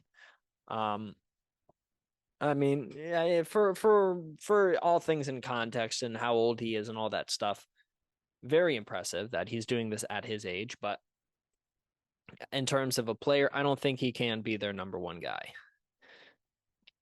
As the oldest active player in the NBA, you can't expect him to be their number one guy. Coming up after that, we have the Cleveland Cavaliers, who have a great young core. They signed some guys in the offseason, Max Strus from the Miami Heat, a good 3-point shooter. They got a squad down there. Darius Garland is very, very good, but he, as it says here, missed the 2 of the first 3 games with a strained left hamstring. So you want to see him come back. Donovan Mitchell has been phenomenal for them as well. I bet they're very glad that they completed that trade. Coming up next, Indiana Pacers, Tyrese Halliburton looking very good. I mean, you see what the Pacers are doing. They're very good. Very good. They have really good numbers. The Atlanta Hawks are next. DeJounte Murray, probably a good addition to the team. They did trade away John Collins in the offseason. So be on the lookout for them. See if maybe Trae Young and DeJounte Murray can become a good 1-2 punch. Then we got the Orlando Magic, the New York Knicks, the Miami Heat. Coming up right there, the Detroit Pistons, the Timberwolves, and so on and so forth. Brooklyn Nets coming down here. Cam Thomas has looked very, very good. Scored at least 30 points in all 3 games so far and is shooting 61% from the floor. I think him and I think he's the youngest player since Shaq to like start off the season with 2 straight games of like 30 plus points. So he's breaking records. He's looking very, very good. And then want to get down. There's one particular team that I want to talk about. San Antonio Spurs. Particularly Victor Wembanyama. You see right here, they say, and in the Spurs overtime win against the Rockets, Wembanyama finished with 21 points, 12 rebounds, 3 blocks, 3 steals. He became the first Spurs rookie since Tim Duncan to have at least 20 points, 10 rebounds, and 3 blocks in a game. And the first to have a 20-point double-double in his first 2 career games since David Robinson in 1989. 9. He's looked phenomenal. And many people, rightly so, thought that this is kind of what we had expected. I mean, he's averaging 16, basically 8 rebounds a game, basically 2 assists a game, shooting almost 50%. He has been just about everything as advertised. He is a phenomenal shot blocker, averaging almost 2.5 blocks a game, almost 2 steals a game, 1.5 steals a game. I definitely want to get those turnovers down. That's not a good turnover to assist ratio, almost 5 turnovers a game, but he's played 4 games, so we'll give him an opportunity to kind of get there. And you want to see that 3-point percentage kind of go up a little bit more as well. But you see in his second and third game, 0% from the field. Not from the field, from the 3-point line. So certainly not I don't think he's their number one option, but he is certainly looking very, very good. And my thing with Victor Wembanyama, who is 19 years old, he was born in 2004. I'm 6 years older than him, which is very weird to think about. But the thing about Victor Wembanyama that I am very concerned about is not his ability to play. I think he could be one of the best centers in the league in maybe 2 to 3 years. He could be better than Nikola Jokic. He could be better than Joel Embiid. One, because they will get older, but two, because he has a set of offensive skills that we have not seen for somebody his size. Yes, there's Kevin Durant, but Kevin Durant's not 7'4", right? Kevin Durant's arms and legs are not as long as him.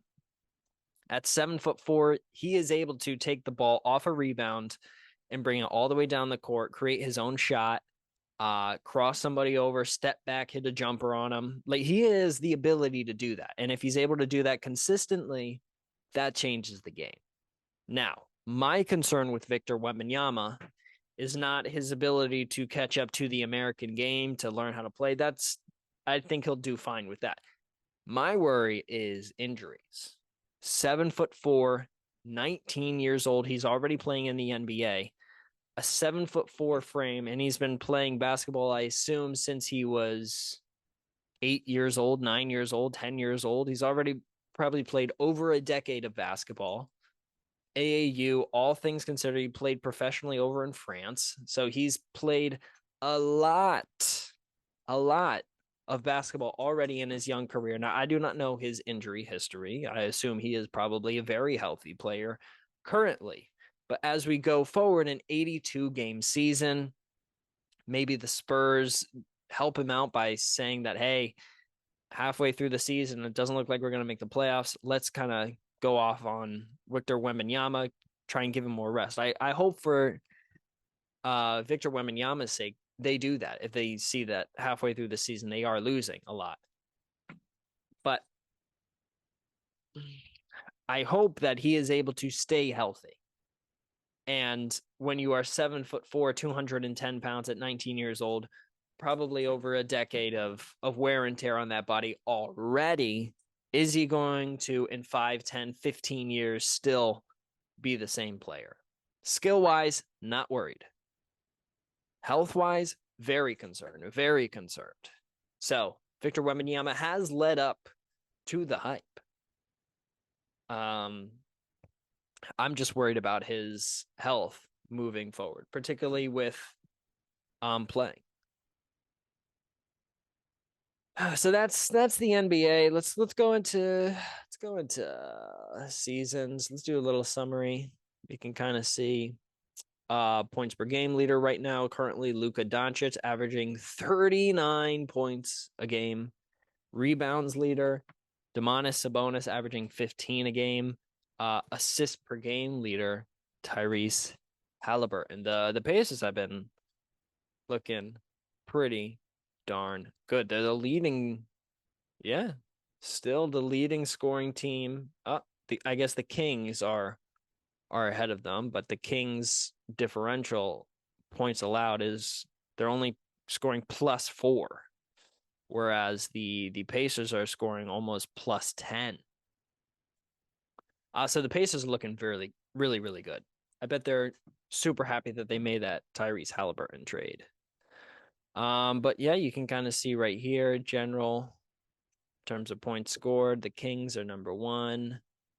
Blocks, the 76ers, steals, the Clippers, followed by the Atlanta Hawks, which is interesting. The Indiana Pacers, first in assists, rebounds. It's basically tied between the Warriors, the Celtics, and the Pistons. And then let's go to field goal percentage.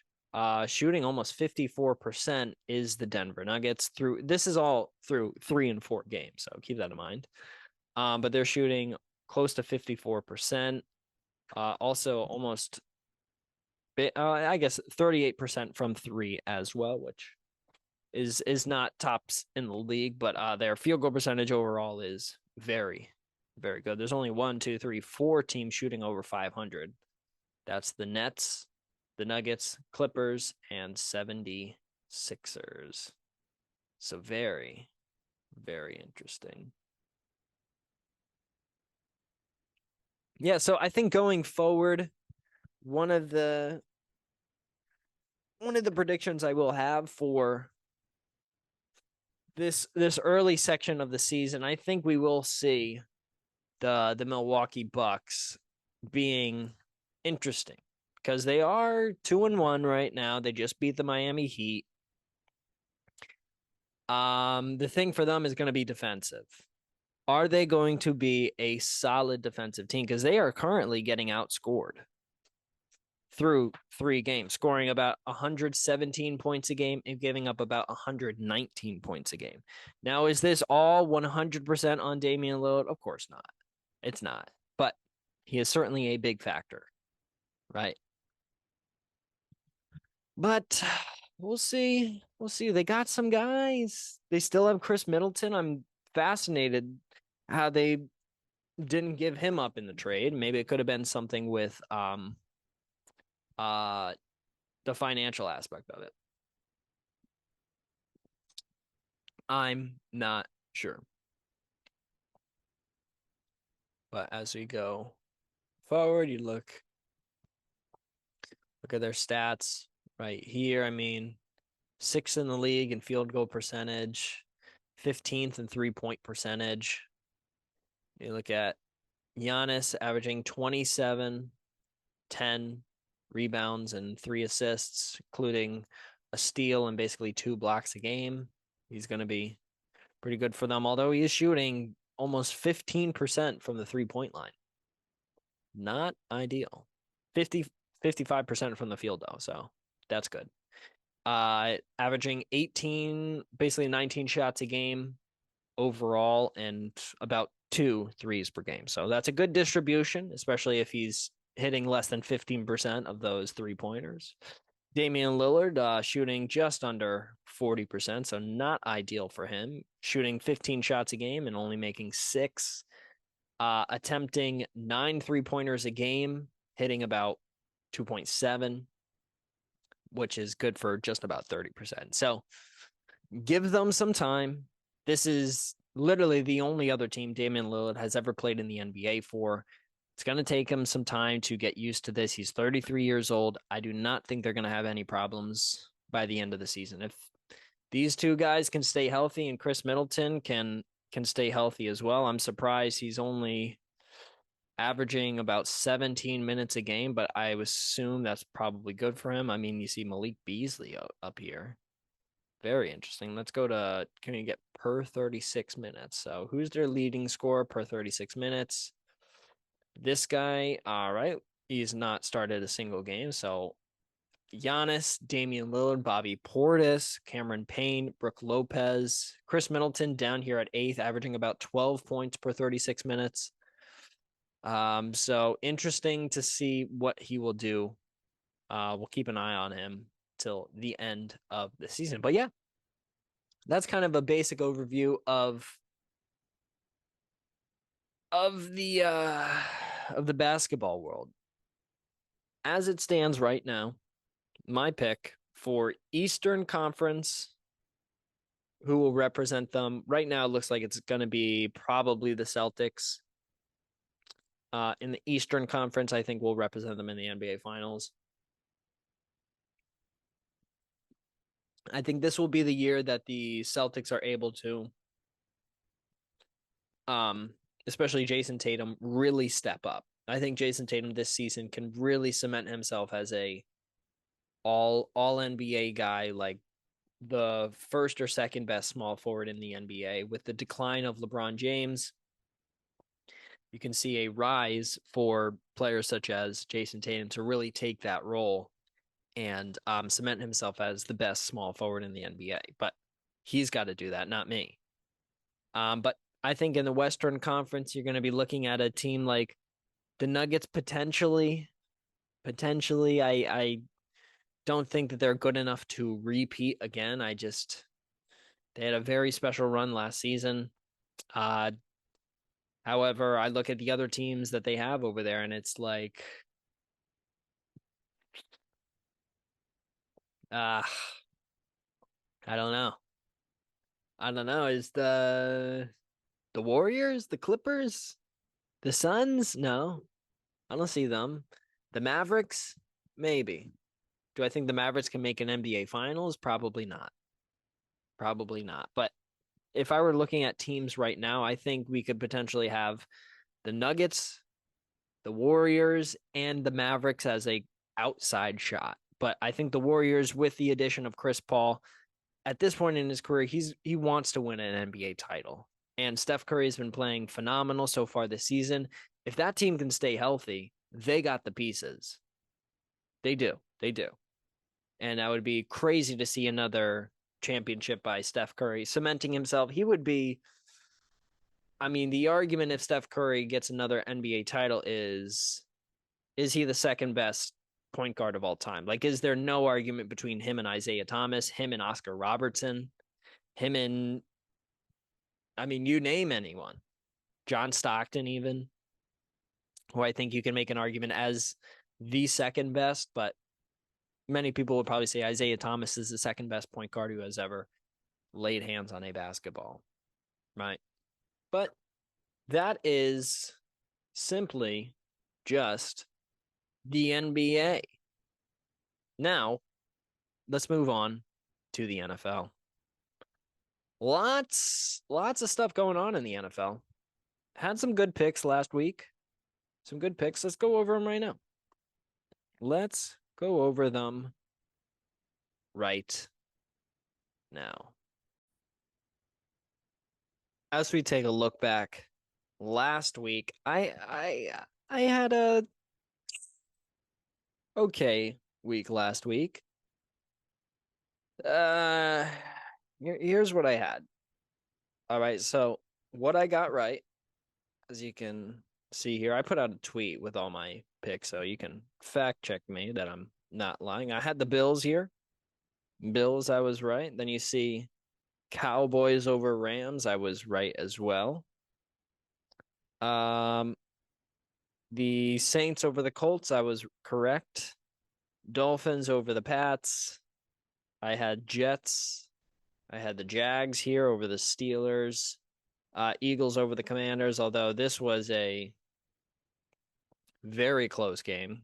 Very close game. I think the Commanders are a pretty legit team, even though they've made some massive moves, which we'll talk about in a few minutes. But then I believe I had the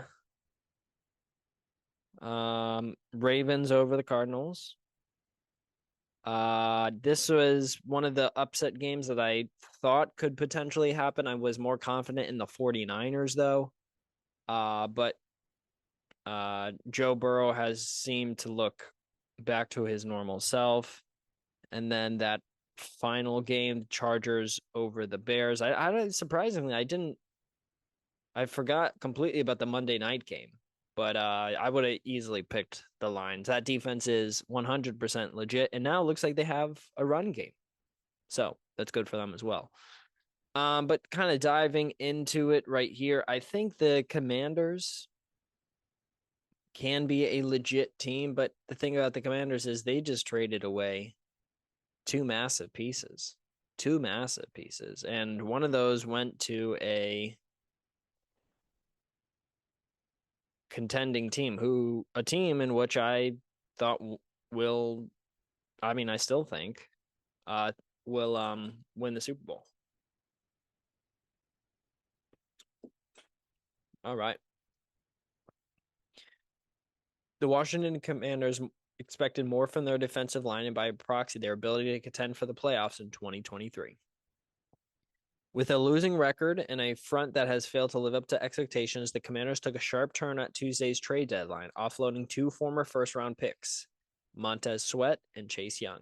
At one point, the Commanders wanted to build around a line that also included fellow first-rounders Deron Payne and Jonathan Allen at tackle. But after lackluster results and with numerous holes elsewhere on the rosters, they opted to go in another direction, adding future assets while continuing to believe, according to team sources, they can compete this season.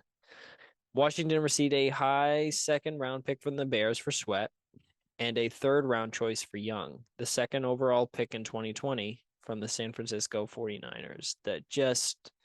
Third round for Chase Young? I know he hasn't been completely healthy. Yeah, this means that the Commanders have future assets. So they now have 3 draft picks among the top 50 in 2024 and 5 in the top 100. The Commanders also have glaring needs along their defensive line and could use the help in their back 7 on defense, among other spots. They also have approximately $90 million in cap space. Okay. Interesting. Yeah. Why did they trade both defensive ends? Both would be free agents this offseason, and based on these moves, the team no longer wanted to invest as heavily in one position group. Now, one source says the Commanders can build a more balanced roster through spending and draft picks. Washington already had paid 2 other first-round picks along the front in Payne and Allen. The group was supposed to provide the foundation for defensive success. But Rivera was honest when asked whether they played to the level he anticipated. Not consistently enough, he said. Yikes. Yeah, they had not been as good as you would have hoped. But moving forward, this is a interesting move, to say the least, for this squad of folks. So that's an interesting trade. The 49ers get better. And the Bears get better as well, but I mean, that 49ers move is pretty crazy. The other news in the NFL is the firing of the Las Vegas Raiders coach.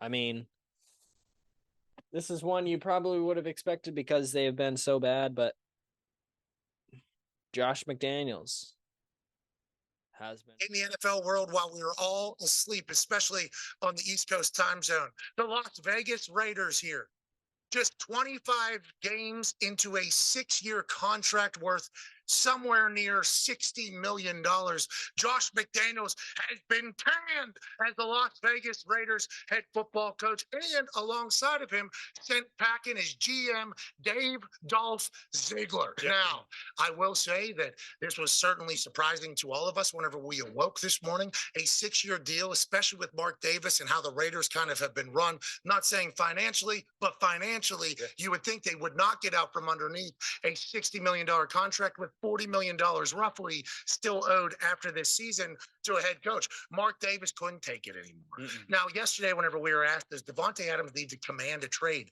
to get the hell out of town? We thought to ourselves, the natural thought would be, are the Raiders going to figure this out over the next couple of years while Davante Adams is on contract? Do we think the Raiders are going to fire the head coach maybe after the season? Maybe fire the GM? And it was almost felt like we were being sports media people, just being dramatic. Like, are they going to fire the GM? Are they going to fire the coach? He's only 25 games into this thing. He's got a 6-year deal. Are they going to do? Mark Davis said, yeah. Sick of it. This means that, to me, Mark Davis talked to probably Max Crosby, probably talked to Davante Adams. He said, hey, listen, I'm on your guys' side. I'm not on the coach's side. We're going to rebuild around you. We're not rebuilding in their vision. Interesting. I mean, you can... it was a weird hire in the offseason. I mean, he had previously been with the Broncos and they got caught cheating. And then he got fired. So I don't know why he was given a second shot. He was the offensive coordinator for the New England Patriots, and the Patriots look pretty bad without him. Mac Jones looked pretty bad without him. I mean, they weren't the 07-08 Patriots. There wasn't Tom Brady and Randy Moss when they had Josh McDaniels there with Mac Jones, but they were much better than they were currently. However, he left, went to the Raiders, like Pat McAfee said, 6-year deal. Now he is currently unemployed, still getting paid though. So good for him. I mean, interesting move by them. I wonder what this does for their upcoming game. And so let's just jump right into the following week or this upcoming week's schedule. Let's see what we got. Let's go to scores for this upcoming week. All right, I got picks for each and every single game. These are my picks for week 9 of the NFL. Starting off on Thursday, November 2nd, Titans on the road facing the Pittsburgh Steelers, currently 4-3. Very surprised by Will Levis's performance. He will play in this game against, obviously, 4 touchdowns in last week's game. Unexpected. So he's going to play in this game. However, this Steelers defense is very much elite. They are a phenomenal team, and I think they are better than the Falcons defense by a long shot. This is a legit defense. This has helped them win multiple games. TJ Watt, Alex Highsmith are phenomenal players. Have some injuries on the back end. Minka Fitzpatrick, you worry about him. Offensively, still very worried about this team, but I think they have enough with their defense. If their defense can get a turnover or 2, potentially a defensive touchdown, I think they're in a real good shot to win this game. And so I'm going to take the Steelers here over the Titans. Coming up next, Dolphins against the Chiefs at 9:30 across the pond. I think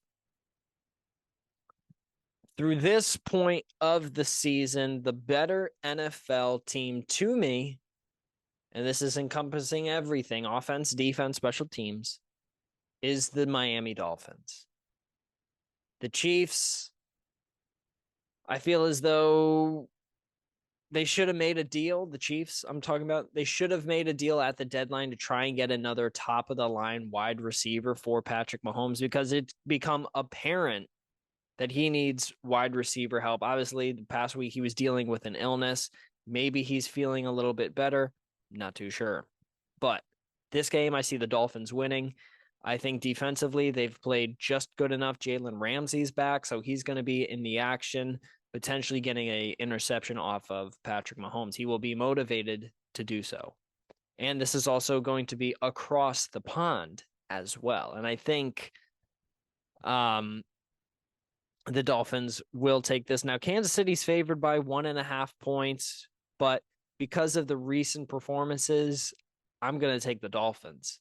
I don't think Tua is a better quarterback than Patrick Mahomes. I don't think he's even remotely close, but I just think that the team that the Dolphins have and that the way they've been playing this season, I think they're a better team than the Chiefs at this moment.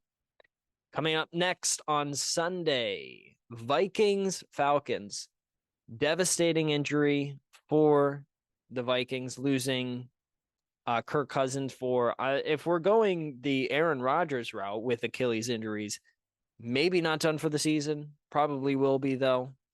But if he's got that same Aaron Rodgers look, because, I mean, if you've seen videos of Aaron Rodgers, he's now a couple weeks after tearing his ACL. He's now walking. He's now throwing the football. I mean, just insane stuff when you think about a couple weeks ago when he tore his Achilles. So I'm going to take the Falcons here. Defensively, they've played very, very well so far this season. Desmond Ridder has not looked amazing. Yeah. And then now you see that the new starting quarterback is going to be Taylor Heineke.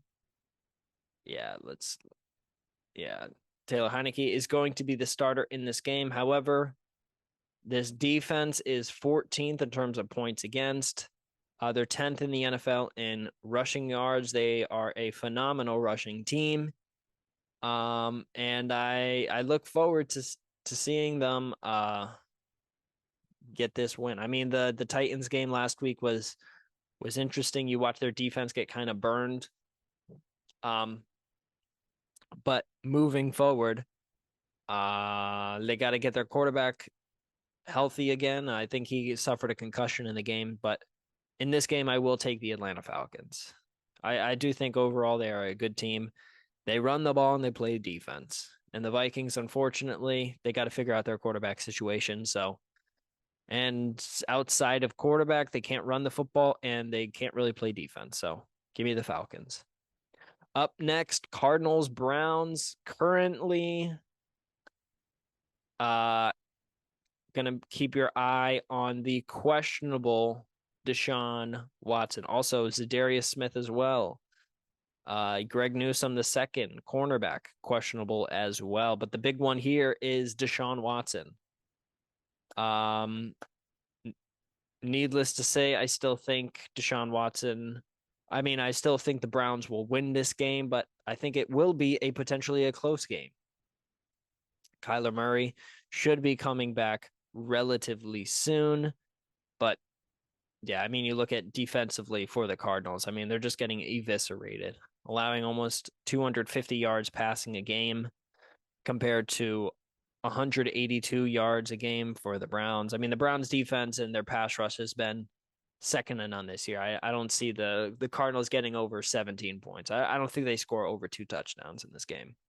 Be surprised if they score 2.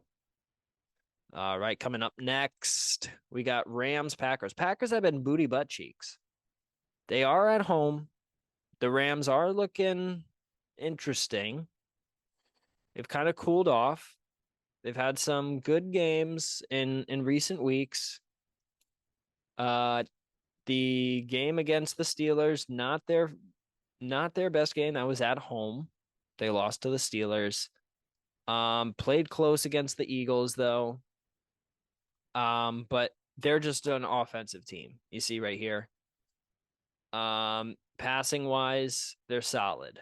Defensively, they give up crazy yards and crazy points as well. I mean, 43 points to the Cowboys on the road. Not your best performance. However, this offensive performance by the Green Bay Packers so far this season has been absolutely atrocious. They are, I mean, just look at points for 140 compared to 175 for the Rams. And I mean, points allowed, not ideal for the Rams, 184 compared to 156, but I'd rather have this ratio from the Rams rather than this ratio from the Packers. I mean, they just can't move the ball down the field. They don't know who their number one running back is. Is it Aaron Jones? Is it AJ Dillon? They don't know. I'm going to take the Rams here, winning on the road. Commanders, Patriots. Commanders, I'm interested in them. I'm now interested in them. But I'm going to take the Patriots here. At home. Commanders are just going to be reeling off of this. It's going to be a weird week at practice. I'm going to take the Pats here. I don't think they win by very much. Maybe 3 points, maybe a field goal. But going to take the Pats here. And I don't think the Commanders season is over. I do, however, think they will not beat the Patriots. So Patriots will be 3-6, which is crazy to think about for me, because I remember growing up and they were 6-3 most years at this point. All right, coming up next, Saints, Bears. Bears are absolute booty butt cheeks. I mean, Justin Fields probably not going to play. Yeah, he's questionable. I don't know if he's going to play. But yeah, this is going to be a pretty rough game to watch. So give me the Saints right there. I think they take this dub. All right. Ravens, Seahawks. Now, I'm going to pick the Ravens here, but this is a game where I could potentially see an upset.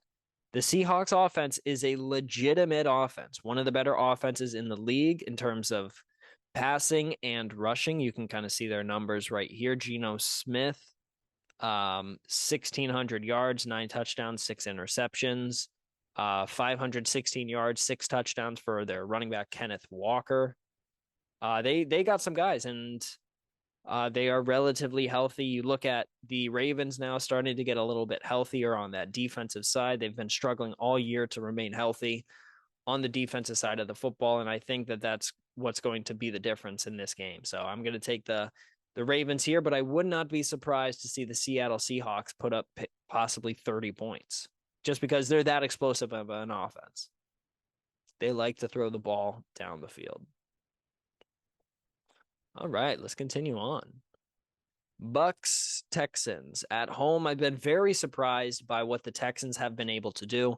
CJ Stroud looks like a legitimate quarterback. He looks like to be possibly one of the best. I think Bryce Young has performed very well as a rookie.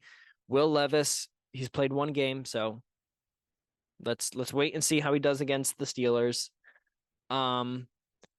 I think in terms of quarterback, Bryce Young and CJ Stroud are probably neck and neck for best performance as rookies. I know the Panthers are 1-6, but if you've watched Bryce Young play, he's had some really close games. The Saints game comes to mind. He's had some very good drives late in game that I've been very impressed with by seeing him. It's just that the Panthers suck big, fat booty cheeks. So not exactly his fault, but going back to the Texans and the Buccaneers, I can possibly see that the Texans win this game, possibly by a touchdown. I worry very much about the offensive firepower of the Buccaneers. But hopefully for my fantasy team, Mike Evans scores 2 or 3 touchdowns because I greatly need it. I'm currently sitting at 500. I'm first in my conference. We're in an 8-man league. I'm currently first in my league, but 4-4. Potentially might not make the playoffs if I lose another game. So I got to get it together. I got Lamar Jackson. I got Aaron Jones. I got Jonathan Taylor, Tyreek Hill, Mike Evans, Michael Pittman Jr., Cole Kmet as my tight end. And then defensively, I think I have the Bills or something. I pretty much change my defense week to week based on who's going to play basically the worst offense. Basically, whoever plays the Giants. It's kind of my strategy. But anyways, going back here, Texans, gonna see some struggle against the Buccaneers defense, but I think that this Texans defense is good enough to hold the Buccaneers. I think the Texans win here at home. All right, moving on. Colts, Panthers. Give me the Colts. Jonathan Taylor. Please, Jonathan. Please, Jonathan. Just give me something. Give me something. Adam Thielen, although sneakily been very good. I see him right here. 57 receptions, 581 yards, 4 touchdowns. You look at the game right after. Devontae Adams, 47 receptions, 539 yards, 3 touchdowns. Adam Thielen having a very quietly good season. So give me the Colts here, but I don't think this is a complete and utter blow. I think the Panthers make it close. As we saw last week against the Texans, the Panthers have life in them. Coming up next, we have the Giants versus the Raiders. I'm going to take the Giants here. Raiders, I think they're just in too much turmoil right now. Yes, it's at home for the Raiders, but I think with all things being said, let's take a look at this game right here. I think this is a 13-17 type of game, like a very, very close scoring game. Potentially, let's see. If we get a Daniel Jones starting in this game, I'm going to take him. Dan Waller, obviously questionable. Tyrod Taylor, questionable. You saw them go to their 3rd string quarterback. Let's go to the full injury report. Let's go here. All right, let's go to Giants. New York Giants. Let's see what we got. Shane Lemieux, Wyatt Davis, JC Hassenauer, Tyra Taylor, questionable, didn't practice Wednesday.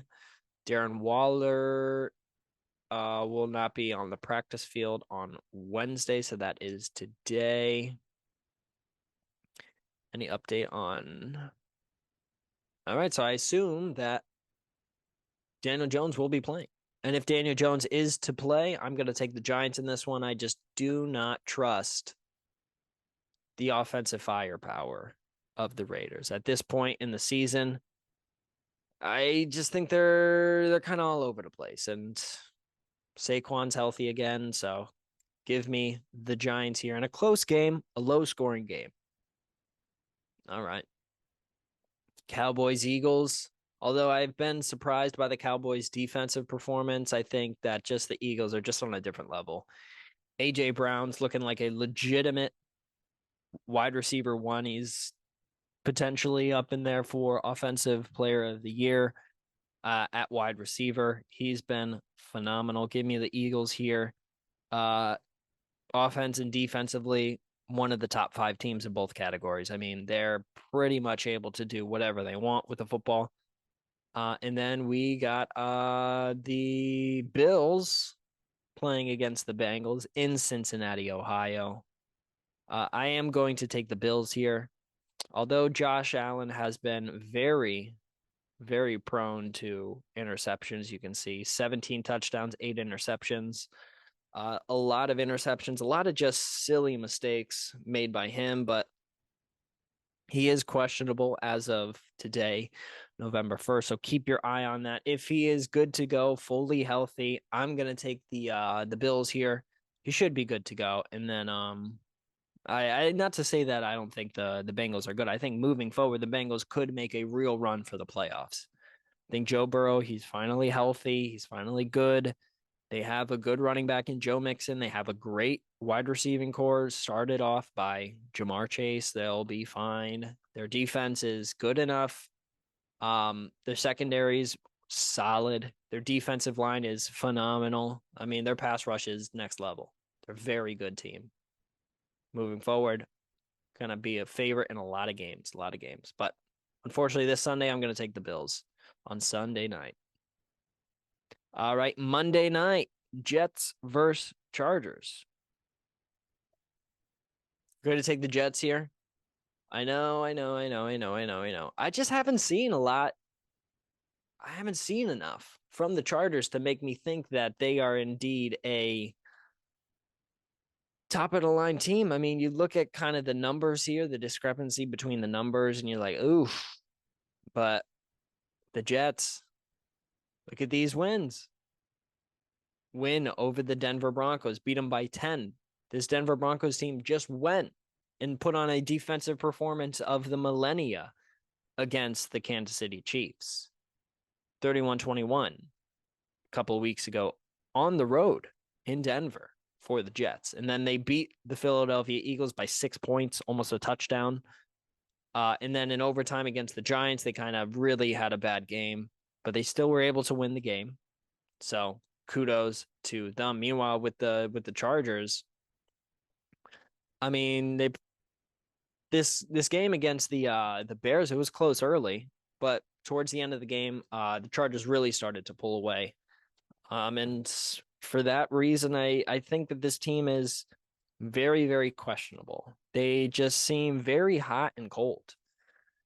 I worry that offensively, they're not able to push the ball down the field. I don't know what it is about them. Mostly you can kind of see it's their pass defense. I mean, giving up almost 350 passing yards a game is just crazy. Crazy. I mean, you see, look, like 24 points. I mean, they gave up 17 to the Raiders. Okay. Not bad. Gave up 31 to the Chiefs. Okay. Gave up 13, but the amount of yards and the ability for other teams to move the ball down the field has been very easy for opponents playing against the Chargers. And I think Zach Wilson has played okay. He's been average, if not below average, but I think in this game he will have enough to pull off the upset and win on Monday Night Football. Very, very interesting. Right? That is this week's episode of the Zach Moore podcast. Thank you so much for listening. And one piece of thing that I'll give you before I hop out of here. I gotta run some errands. I gotta do some things, but cherish the time that you have with your family members, with your loved ones, because there is a distinct certain number of times of interactions. There's a specific number that you will have with your parents, with your brothers, with your sisters, with your boyfriends, with your girlfriends, with your friends. There's a certain number of interactions. There's a certain specified number of texts that you will send over the course of your lifetime, the amount of minutes that you'll spend with each other. So be in knowledge of that. Understand that that is indeed something that, unfortunately, on this planet, we have to deal with. Everybody's going to die at some point. So appreciate the time that you have with those other people and use your time instead of trying to argue and denigrate and belittle your brother because you're in a disagreement, or get in an argument with your sister because she did something that she wasn't supposed to. Use as much as you can possibly to use your time with your loved ones for positive, uplifting, and happy experiences, because there is a specified number of times where you'll get to interact with them, where you'll get to spend time with them, where you get to laugh with them, where you get to cry with them, because at some point it all goes away. So appreciate the time that you have with those around you and try and be a little bit nicer. Try and enjoy yourself as well. This is the Zach Moore podcast. Peace out.